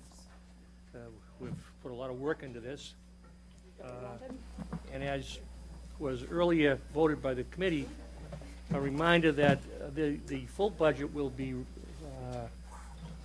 shared with the school committee on March 1st, and we hope to present it to the school committee on our March 10th meeting. But this is just a preview of what you will see. There'll certainly be some slight changes between now and then, but this will be basically what you'll see on March 1st and presented on March 10th. The school committee budget request for fiscal year 2017 will be $100,692,256, which is a 4.98% increase over this year. The school committee will continue to use offsets, or perhaps I could say supplements, to fund the school budget. And if you move down now to the chart, it kind of identifies what those supplements are, those what we call revenue sources. First, we start with as I mentioned, the $100,692,256, which is a 4.98% increase. Then there is additional funding with tuition and fees will generate, facility rental, health insurance supplement, circuit breaker funding, revolving fund reimbursement, and other revenues, all right? There are two slight changes to what was received this year, and they both involve the circuit breaker. There's a slight adjustment to the circuit breaker involving a deduct of $50,949, but there's also a substantial increase due to some additional circuit breaker carryover funds from prior years that will help us this year of $426,628. The end result is that our appropriation of $4,776,163 is now increased to $5,151,822, which is a 5.21% increase over the fiscal 16 budget. If you look at that's the revenue. Now let's look at the projected expenditure plan. Do you want to go through the whole thing and then go back for questions? Don't get stuff at any point. Sure. Any questions at this point? Just I'm curious about is the other revenue going from 358 to 785, that's the 426? Yes, it is. And that was what was in reserves. So this is the use of reserves. So this year we had three. No. I got it. What was the 426? So there's a residual balance in the circuit breaker fund. And I made the decision to put that in as other revenue because I didn't want to have it mixed in with the line of the circuit breaker funding, because that really tracks to what the claim is that's filed every year. And if I added money to that, then people will be like, oh, your claim isn't what you said it was going to be. It just creates more questions. So and maybe it's a difference in definition of what a reserve is versus what you guys use as reserve and what I think of as reserve. But that 426 it's a residual balance in that circuit breaker account. I don't know what people know or don't know about that account or don't know about that account. Let me ask it this way. We're not using one-time money to fund to build into the base, are we? Yes, we are. To an extent. The carryover circuit breaker funds, we have perhaps close to $900,000, I believe, and residual circuit breaker money that's built up over the years. And we're proposing at this point in time to just use that $426,000. This will give the school committee in out years the opportunity to use that at an opportune time. This being So what you're saying is that of the circuit breaker reserves, which always lag a year behind what we put in for circuit breaker, we have about 900,000 of that we're proposing to put into general operating revenues, half of it? Yes, about that. Okay, so we're retaining what we used to call a reserve from circuit breaker of. It's still at over $500,000. It's about $500,000. But I guess I'm more concerned about the idea of using one-time money to fund an operating. Well, let me put it build to into you the this base. way. That's what I'm getting confused about. So you guys have been really lucky in Brookline that you actually have this money in this account, because this actually should have been swept up by the auditors. You're not supposed to have any balance in circuit breaker other than the year that you claimed. So June 30th, that account and what you spent and your reimbursement should have been spent by June 30th. So the fact that there's money in it a year later is somewhat problematic from an accounting and auditing standpoint. I guess I'm less interested in the auditing answer, which is super important, but I guess I'm just asking the really basic question of using one-time money and building it into the base for which we are creating a structural deficit because we're not going to have that one-time money next year. Do you want to do this some other time and not 9:15 at night? I don't want to be. I think getting into this question probably would be best to sit with the finance subcommittee to maybe defer this question. I do have an answer. Okay. A quick answer. We also have what amounts to a one-time deficit in the transportation account, all right? That, so it's very opportune that we have this circuit breaker money to help cover an unanticipated one-time transportation deficit. As we move forward, the money we need for the transportation account will be in the base budget. This helps us cover a unanticipated additional transportation costs that we didn't anticipate. That's the devotion school. I'm willing to punt it for now. It just, as long as we come back to this before, well, no, before our budget goes out. I don't want a budget going out before we go through this. So March 4th? March 4th? Before March 7th. The March 7th, that's when our next meeting is. So before the school committee meeting. I can just one more statement. We're going to have some temporary transportation costs for upper devotion for 2 years. That's going to add transportation costs to the budget, but only for a 2-year period. And there's no better way to use that circuit breaker money than to cover those unanticipated additional transportation costs that go away after 2 years. So it's not reoccurring funds. It's not covering reoccurring costs. These are temporary costs. So, let me move on. Expenditure plan, we have, if you look at the first line item, we have a budget of $5,389,840, which is personnel. Then we have service costs, we have supply costs, we have other costs, capital costs. The total budget comes in at $6,296,683. Now, if you compare that to the revenue, go to the second page, you'll see that we have a deficit at this point of $1,144,850 because there's a $24,287 adjustment that will be made in our second quarter budget, all right? So the actual deficit right now between what we have and what we're budgeting is $1,144,850. That is driven by that unanticipated transportation cost, $768, and the benefits of additional staff.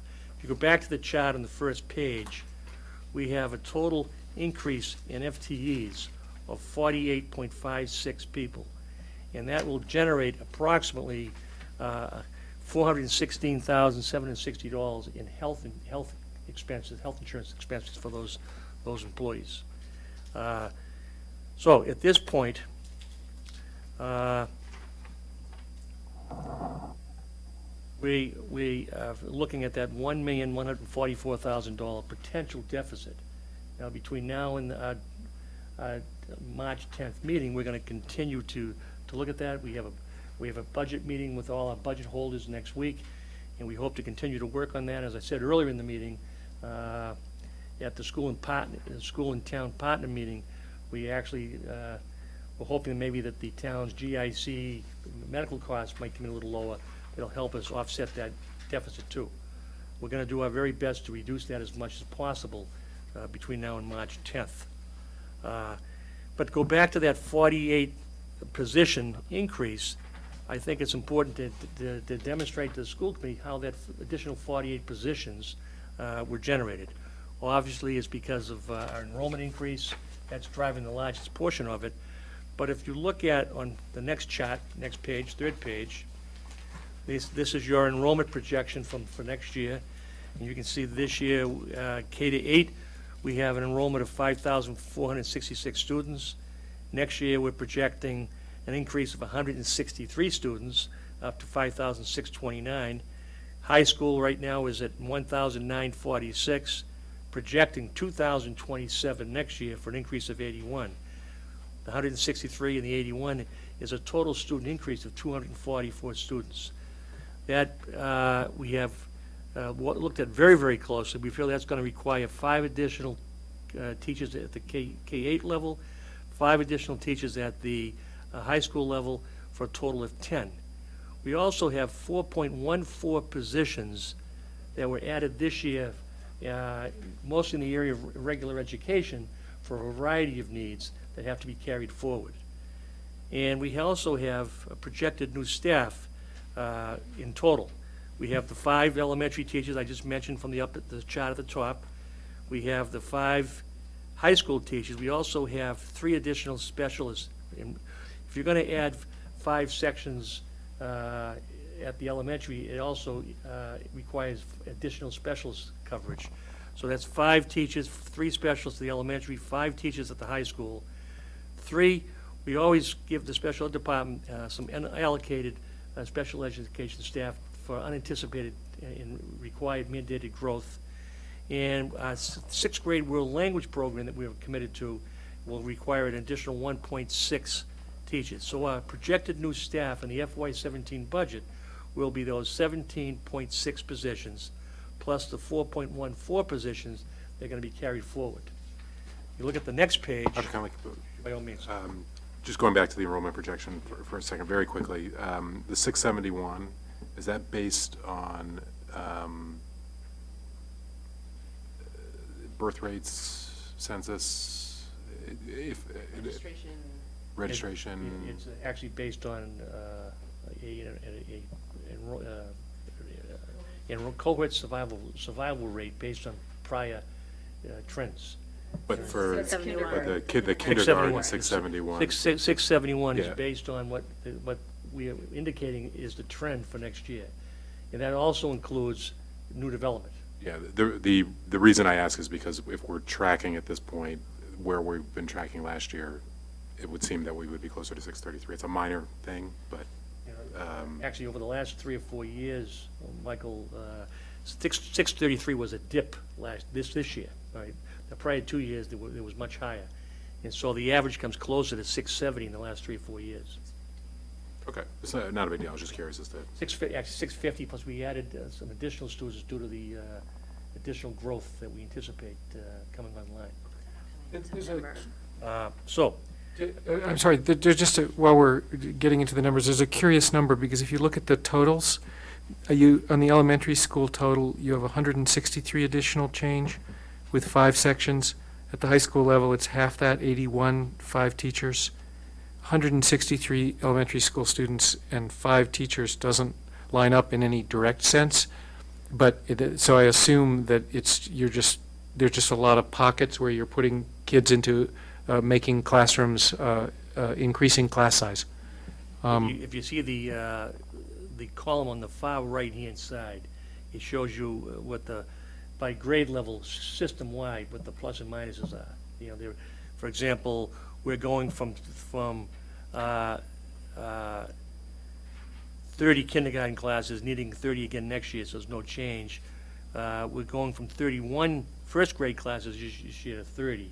So there's some peaks and valleys, but the overall increase will be a total of 5 new classes. We know where those 5 classes are going. There's going to be 1 at Heath, 1 at Pierce, 1 at Devotion, there's 1 at Lawrence, and I believe there's 1 else school. How do you get in the kindergarten number from 633 to 671 with no change in teachers needed?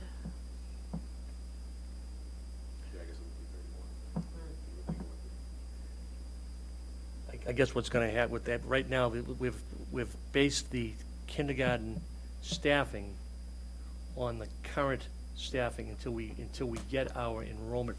These are just enrollment projection numbers. Now, the grades 1 through 8, they're already in the system, and we're very, very solid. We're still, as I reported, we have 404 registered right now. So we'll probably revisit that later on when we know the exact number. We may have to go to 31, all right? At this point, we kept, not knowing what the exact enrollment will be, we kept it at 30 at this point in time. Which is averaging more than 22 kids in a kindergarten class. So it's big. Yeah, Joe, I think what we would just want is to keep the projection. If we're gonna have the column with the projected enrollment and actually assign what we think right now is gonna happen next year, then the number of classrooms/teachers needed should correspond to those projections. And if the projections change over time, then we should change it, but I think the columns need to match up, otherwise it hits. So you want to go to 31 at this point? Well, because you're adding Well, 38 kindergartners. Yeah. Yeah, If you're- sounds like another class. If you're projecting an enrollment of 671, then that would imply that we're certainly going to go up, right? Either project lower because you don't believe the 671 is going to come true and you have some numbers to back that up, or, Well, it was actually Right. 650. 670 I thought was ones we added in Hancock Village. Right? So- Isn't it so- 650 until, Well, let's anyway, not, whatever. I whatever. want to go back. I Keep know Let's go that to the Joe- consistency I know point. that Keep Dr. going. Connolly has in his office these new I know, enrollment giant. projections, right? Giant. And so Okay. I want to rely on those because I think they're the best enrollment projections we've had for a while. So whatever they are telling us, let's decide to believe them and then have the numbers correspond. Okay? So again, looking at so that's 17.6 in new staff. all Sorry, when we used to use a ratio of 1.2, I think, right? For every classroom, we needed 0.2 specialists. What was the ratio? We're using. How do we- we're We're using- using 0.6. We have PE, art, music, As a total is a total allotment. But that ratio has changed then, right? No, it's 0.2 per special. Isn't that She's what saying you're 0.6 Total per classroom. Per new section, so 0.2 PE, art, music. Right, it used to be like 0.2, 0.3. So part of what has occurred this year is that not, 0.3. there are additional services that come with many new sections, so, I've been more generous in that in seeing that the existing ratio based on the student population. We're adding parts and pieces of FTEs to get sections, so I used a different formula than what you had. I used 0.6 per classroom, elementary classroom. So is that actual what happened this year? Or is 0.3? I mean, there's a big difference, I think, between the two. It depended on the building, it depended on how the principal scheduled the scheduling, and because of different schedules, there seemed to be some variations, so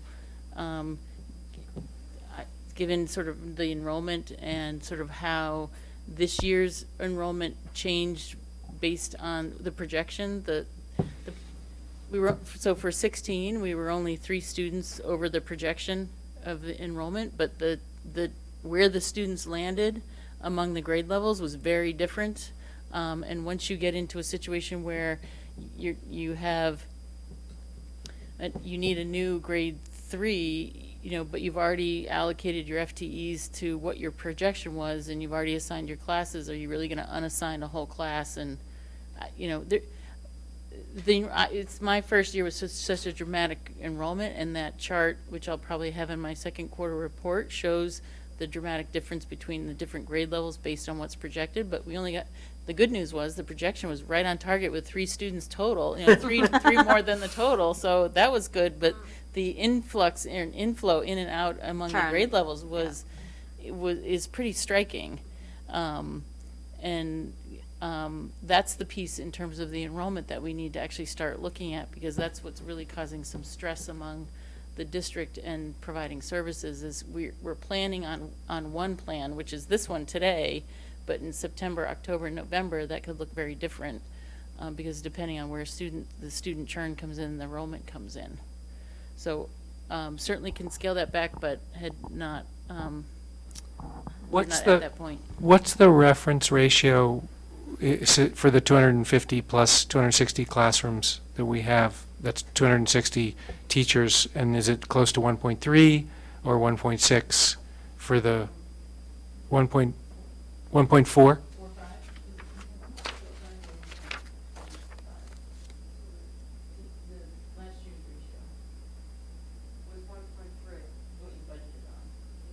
But that's if you take the entirety of our faculty across the elementary schools, the total number of teaching I think if we're talking about teaching faculty, is about 1.3 times the number of homerooms. I mean, because that's what we're talking about here.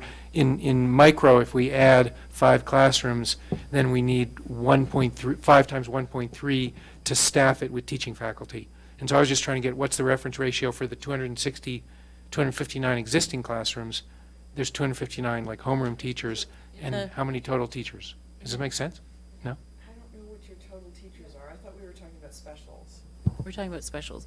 But what I'll do in the budget document detail is provide the rationale for the 0.6 so that you can actually see what that was measured on. It's the same numbers. The 1 point is you're taking your core teachers, then you're adding specials on top, so 1.3. Right, okay.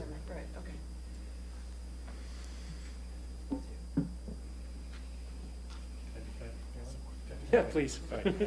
On the second page, the next page, it talks about the override. The 2015 override identified additional positions to be added to the operating budget for year 2 and year 3. The following list of positions were intended to be included in the FY 2017 budget, and we're making every attempt to honor the override as approved. That called for 2 additional positions in the technology plan. 1 additional position will be the teaching learning, the second senior director for next year. Data manager position, special revenue funds manager, 3.5 literacy specialists in year 2, 3.1 math specialists in year 2, for a total of 11.6 override-driven new positions for FY17. Dr. Conley, just so I understand, the blank for senior director pre-K to 12 for special education, is that the difference between the 12.6, that's 12.6 on the previous page and the 11.6 here? Yeah, that's I didn't, Or, it's a typo, yes. Thank you for catching that. okay, on the previous page, okay. And then again, as you have increased enrollment, you have increased demands on your specialist departments also. In special education is no exception. So for next year, working very closely with Dr. Schmuckler, we have identified the absolutely necessary mandated new positions to meet the needs of our projected population next year. And that will be 1 psychologist, a 0.5 district-wide nurse, 1.5 elementary team facilitators, 4 additional learning center instructors. And as we all know, we don't have the space to add learning centers, but this will be 4 additional instructors to help support the existing staff in our existing learning centers. An additional speech and language instructor, an OT person, a special education aides, 1.69 to address some specific needs at the Ruckle School, some district paraprofessionals at the high school, 2.53, and a registration and enrollment specialist at 1.0 for a total of 14.22. So again, what you have here is 17.6 enrollment-driven new staff, that 4.14 carryover from this year, the 11.6 override driven new staff, and the 14.22 special ed additional staff for a total of the 48.56, which we saw on the very first page. And that's what's driving those at $400,000 plus in a projected additional health insurance cost. Michael. Thank you, Dr. Conley. Just about the special education additions. These aren't additions based on projections for need from FY16 to FY17, right? It's needs that have grown over time. Yeah. In fact, Dr. Schmeckler could talk about it, but these are positions that we've been working, which we've been trying to staff for a number of years, slowly get the staff level where it should be, right, to address caseloads that perhaps are higher than they should be in many cases. Karen, did you want to say anything on any of these? Any questions on any of these individual positions? Well, are these all in, I mean, a year ago, I feel like we did a 3-year override budget. So are these all baked into that budget?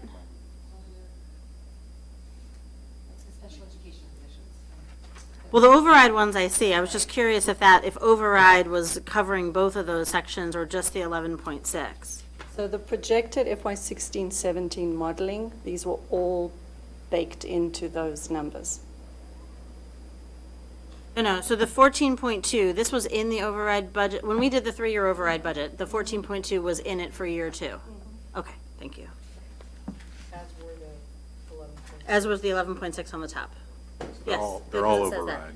Everything on this, all the 11.6 and the 14.22 were already baked in to the 3-year, year 2 of the 3-year override thing that we did. Okay, that was my question. So an And do overall we- summary, go ahead. And do we have an accounting of the positions that were funded in year 1 of the override? I'm wondering about some of the things that we were bringing up, and it's not in here though, is it? In the FY16 budget? Yeah, that we're in the FY16 budget. So for Just as example, a reminder, you mean? just as a reminder, it would be really, really helpful to have that, especially just so we can track against what we were expecting to do. I remember in particular, we were talking about increasing school nurses across the system, and I wondered whether, because I don't see them here.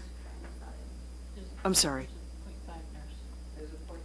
There's a 0.5 district-wide nurse, but there was a significant increase in the school nurses baked into the override projections, and I just wondered where we were on that, because I know that a lot of our schools were concerned about it. So we added last year, actually of the two FY16 and 17 modeling, it is the one area that we're under in terms of nursing. So we added 2.9 positions last year and the 0.5 this year. Off the top of my head, I think the 16 and 17 adds were 4.9, so we're coming in slightly under the FTE that was projected based on the modeling. And is that because we're cutting back to enable staffing in other ways? Yeah. Okay, so we're not tracking on that. Only actually in that category. Just in that category. Just in that category. Okay. And what's our objective? Are we just spacing out that increase then over the 3 years differently? Are we still aiming for the same target? So I think one of the projections actually was at the high school, and we did have an additional nursing FTE at BHS. The numbers for next year, though, in sitting down and looking at it with our nursing health coordinator, don't necessarily justify that additional piece. So that's where we felt that we could okay. So have the reason why it's a district-wide is so that we can employ it. There's so much churn and necessary, shift. right? Yeah. And I think that additional one will be necessary in FY18. But that's really where the other FTE was. The projection was we would need to add a 1.0 FTE nurse in FY17. At the high school, And no, I there really remember that, right. There really yeah. isn't that much addition. I think we've got 81 students new moving up to 9th grade from where we are currently. Okay, and what you just described says that we are in fact looking at that extra one, probably FY18. Right. So we are just stretching Right. out the projection of the need. Correct. Okay. And the only area here where in terms of our FY16 and 17 modeling for student services, we're on track or under. The only place that we are actually over is in the ETFs. We had projected a 1.0 for FY17. Because of the devotion building split, you can't split an ETF between those two buildings, so that's why you see a 1.5. If you look back on the modeling from last year, the override modeling, it had a 1.0. So we're actually 0.5 over in ETFs, and that's creating 2 positions at both the devotion schools. Okay, so we're a little bit over there, but you say the 0.5 only over, place but we're we're the under only in place other we're places. under. Oh, I thought you said the only place we were under was in. We're the slightly nursing. under by, 0.1 FTEs Okay. in other places, but not significantly. Okay. But we're over in ETFs and under in nursing. Okay. Based on the modeling. Thank you, Karen. Just a quick follow-up, and I won't belabor it. So when we get back to one devotion school, that would go back down. Except we'll have grown. Well, by then. except we'll have over Well, 1,000 students. Uh-huh. So it may. Well, we'd I have don't, to see. we'd have to see. A 1 to 500 ratio for an ETF is very high. So one thing I would suggest, because we're trying to figure out what we've accomplished, what we haven't, maybe sometime over the summer, when things are quieter, we could get some sort of report about how we've accomplished what we wanted to do with No, we need that as a reference for this. But we should know. Right, but we just got a lot of information. No, I know, as but to- it needs to be in this document somewhere. We need a comparison set for this year, because that's the conversation the entire community is having. Fine. I really think we need that. Sorry. Half of the letters that come into our email box about the contract negotiations are, we raised all this money in the override, what are you spending it on? How come you're not spending it Right. on the teachers? And we need to just say, well, look, here's what we're spending it Yeah. on. Right. We're spending it on your on Right. providing good ratios for your children. We're, Right. all of these. 48 positions. This is, and look at mostly what we're Right. spending it on. direct Right. service The positions. information. So from the I parents is just, right there. Yep. It's right here. I'm just aiming for transparency here. Right. Yeah. So We can I just need to add 2016 and Right. So can I just go back to the bottom, page 3 then, on that note? Are all, except for the 1.6 ratio, Mary Ellen, is this chart on the bottom, is this all from year 2 of the override budget, or is there something different?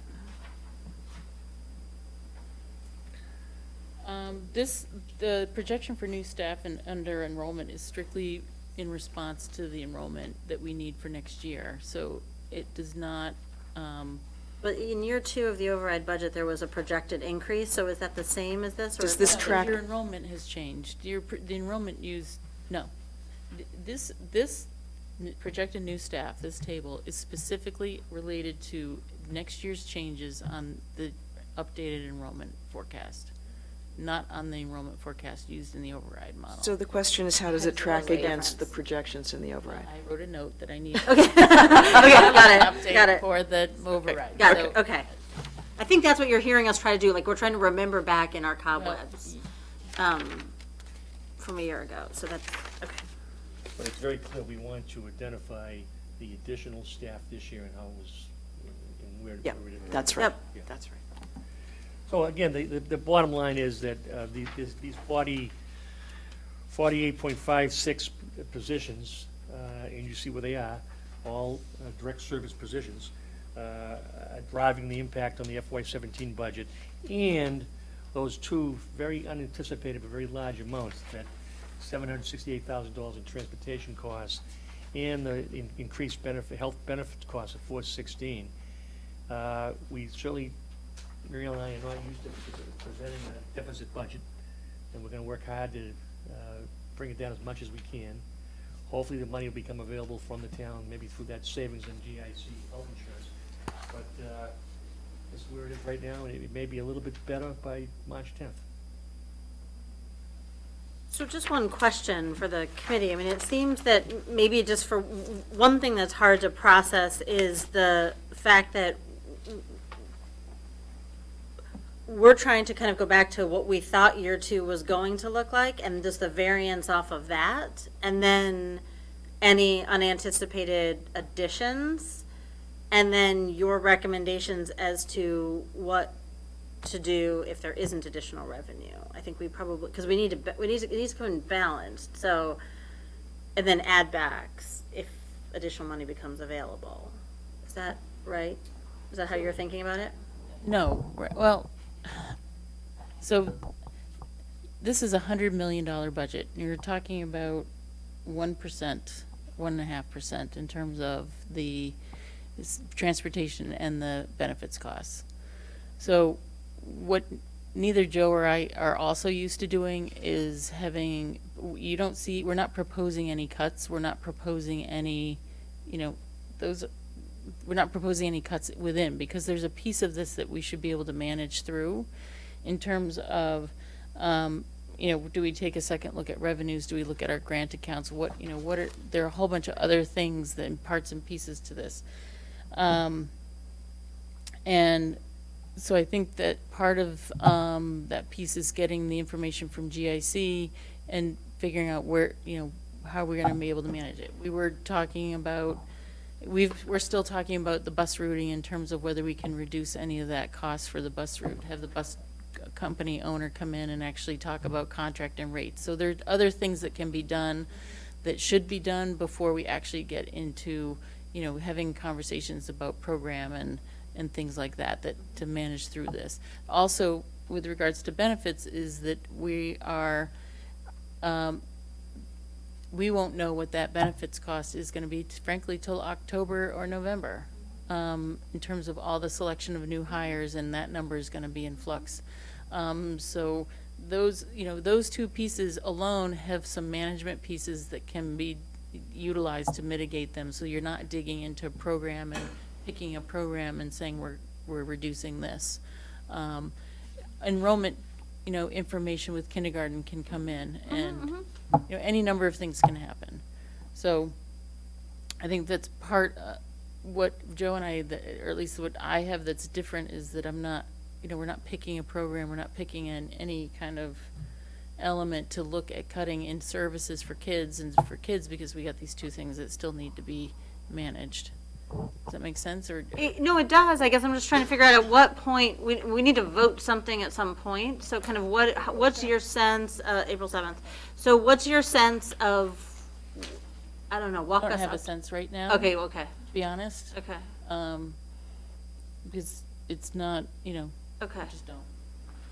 Well, so let me ask, so in the next, I think this next finance subcommittee meeting, we need to, I think, discuss, because obviously this is the first year Mary Ellen's here. I remember, she spoke about how she's budgeted in the past, and you look at not looking to cut any programs,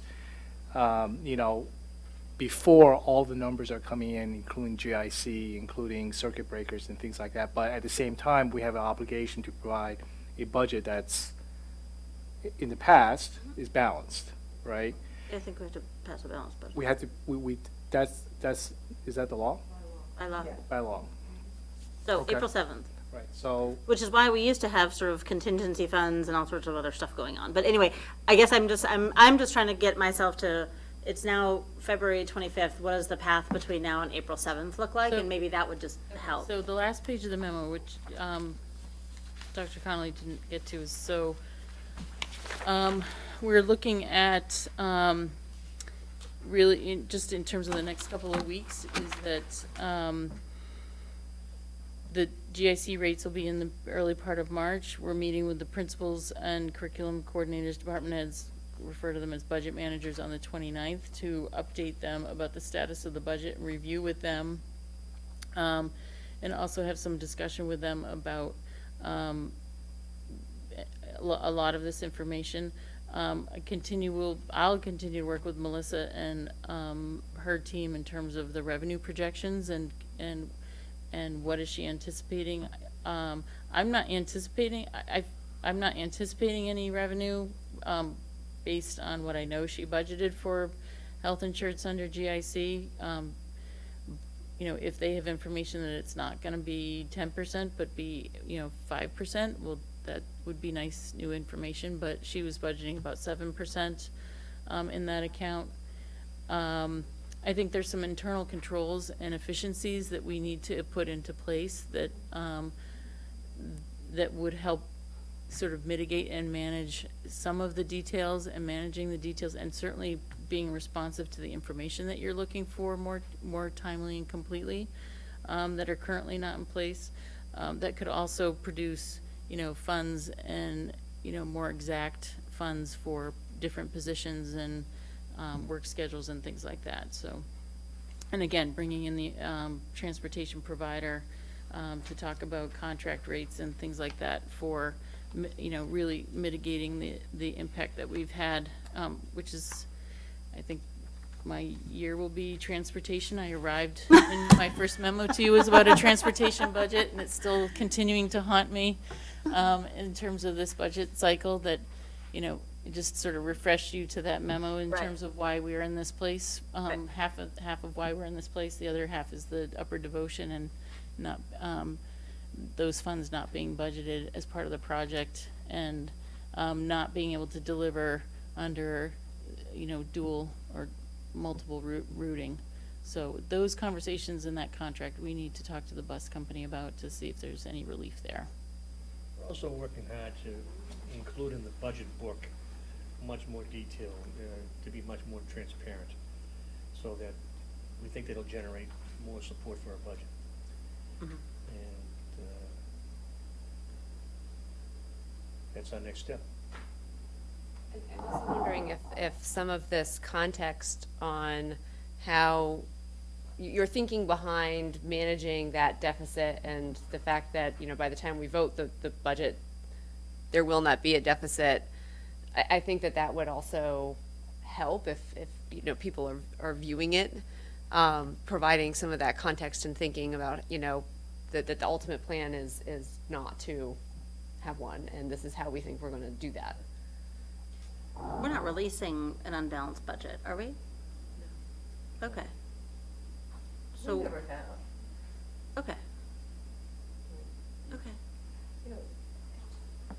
I think, to be fair, there are so many pieces, and like Mary Ellen said, 1% of the budget is, you know, not a huge amount to manage through. And I think that, I trust that they'll be able to, between retirements, GIC, you know, replacement of teachers going out on leave with less costly, there's many ways that this budget will come into balance. Absolutely. I guess I'm just trying to get to figure out, like, at what point do we hit, like, send to advisory to, I'm just trying to place ourselves. I 100% agree with everything that Mary Ellen and Joe are doing, with everything you just said. I'm just trying to figure out, we're at February 25th.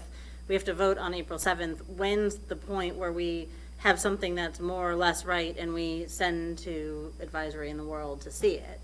Well, and what do you mean when you say when we agree we're not releasing? Like, what constitutes the release of this document? Well, there's a point at which Mary Ellen says, this is our budget, our draft budget, and hit send, and then lots of people get it. But it's $1 million, and it's $1.1 million out today, and it's getting sent soon, I thought. But that's my question. No, Right.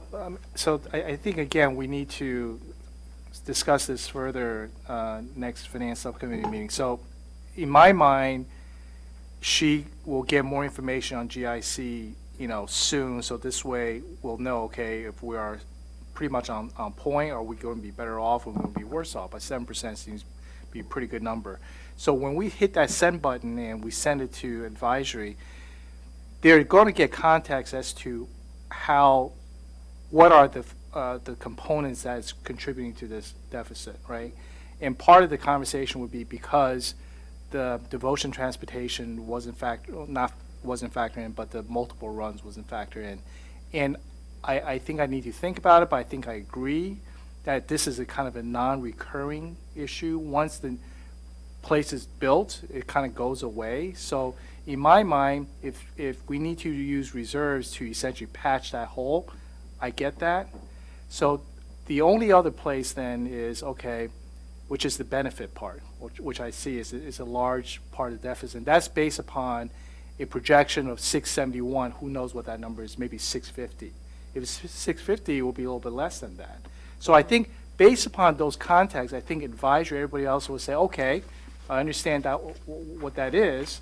And if ultimately things doesn't kind of go our way, then we need to find certain ways to balance that budget or find other revenues. But just, I mean, I think I'm tracking on what Susan's saying, which is a year ago when you, as chair of the finance committee, and Peter Rowe sent the budget to advisory in this provisional early form, it was balanced. Is that right? It didn't show a $1.1 million deficit. So this is a precedent. I mean, this is a different communication to advisory. You can asterisk it and say, right now, we're sending you something that's 1.1 out of balance. It's not going to be out of balance eventually. These are the reasons why it's not in balance today. But in my short time on the school committee, I think I'm recalling correctly that we haven't done this before. So is that what we're doing? The superintendent's preliminary budget has never gone out with a deficit in it. So if it's so that's a very different way to present to advisory, and let's just make sure we are doing that mindfully. I understand that, but not always past practices is the right practice, in my mind. So I think if there's enough context around what's creating this, and some of the things are still in flux, like enrollment, most people that look at this with that kind of contact will say, okay, I understand that. So this is something that as time progresses, the uncertainty then goes away because now we have a better information on enrollment, for example. So to understand you correctly, you're comfortable with this difference in what we publish this year? At this point, I would want to know more about GIC, as much information as we could get before we had to send the hit button. Right, but we've always been in the same kinds of uncertainties about GIC and everything else. We've typically hit the send button before the GIC. But I mean, I agree with what Ben is saying, that I think with the context that Mary Ellen just provided us, reasonable people will understand what is happening here. And we also, since our March 7th meeting, we've invited the advisory school subcommittee, that, we will have also the in-person opportunity to explain that to them. So I tend to agree with Ben on this one. So this is just going to the subcommittee, not to the full advisory. Well, if we look And back, the I think our budget calendar was that we're hitting send on March 1st, like print. No. That's what we just passed, you guys. No. The wrong one.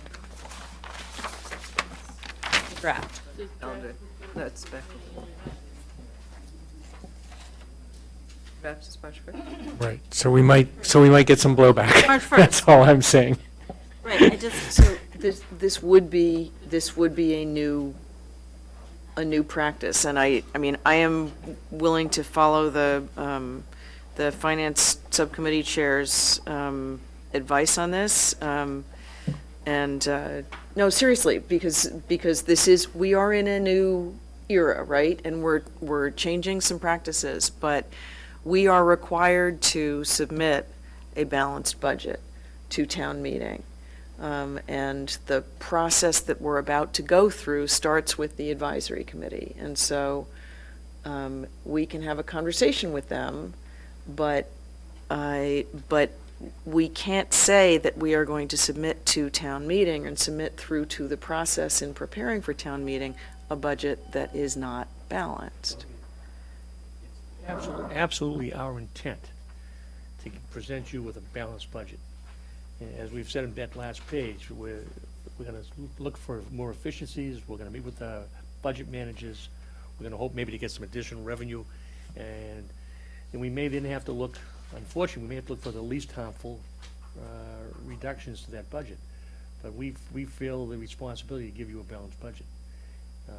And I hope that any reductions will be least harmful reductions that may be based on estimates, and we'll estimate, instead of estimating high, we'll estimate low, as far as. Can we prep the advisory rep? So I think we might be a little bit confused because this isn't about the advisory committee. This is about us, okay? So forget advisory exists. I guess I'm still lost, and we don't have to do it right now because it's 10 o'clock and it's been a long week, and I can only imagine how much work has gone into this. So it's not out of deep appreciation, but I think I would just love to know, forget about advisory, when is the finance subcommittee going to go through a balanced budget? Understanding all of the caveats that are always true, that we're not going to know enrollment till September, we're not going to know benefits till October, we're not going to know all kinds of things. I guess I just want to know, when is the point where we start looking at a balanced budget with all the caveats, because we need to vote it on April 7th. Forget about advisory. And so we don't need to, you don't need to give me a date right now, but I think that's what I'm looking for. It's February 25th, we have to get to April 7th. When do we look at a balanced budget? Because it seems to me that that's what you hit send on. And if March 1st isn't the right, this is just me. This is you all have one of 9 people. It seems to me that when we have that, that's when we hit send, that's when we have our deliberation, that's when an advisory talks about it.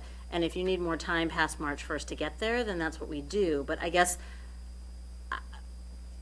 I'll stop.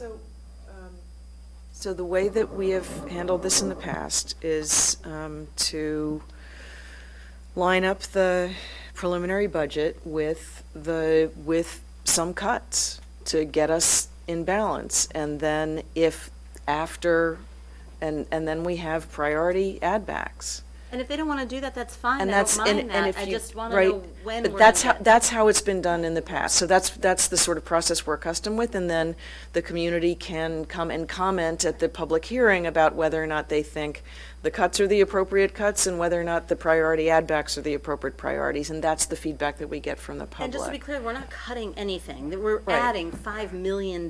So it's things that we Right, would that we would not add as slow much down to. on adding. Right, exactly. So let's just be thoughtful about the language. Exactly. We're I'm going s- to freak I out in beg year your 2 of pardon. an override It's that we're cutting. We're 10 not o'clock, cutting. right, exactly. We're just adding fewer positions. We're slowing down additions. I don't know what you want to call it, but all I want to know, and it doesn't need to be this minute, is when we're going to get a balanced budget, your best guess, and that's when at least I would propose we talk to advisory. Right. I would have to say the March 10th formal presentation has to be the balanced budget. And you guys might want to talk about it offline. You don't have to tell us right now. March 7th, with finance. I don't want to push you into a decision right now, but that's what would be helpful. No, as a member of the Finance Subcommittee, I'm completely comfortable. As one of 9 and one of 4 members of the Finance Subcommittee, I'm very comfortable in sending this conversation back to our Finance Subcommittee Chair and our Deputy Superintendent. And, yeah, well, and they'll talk to our superintendent, of course. He can have a chance to get a cup of coffee every once in a while.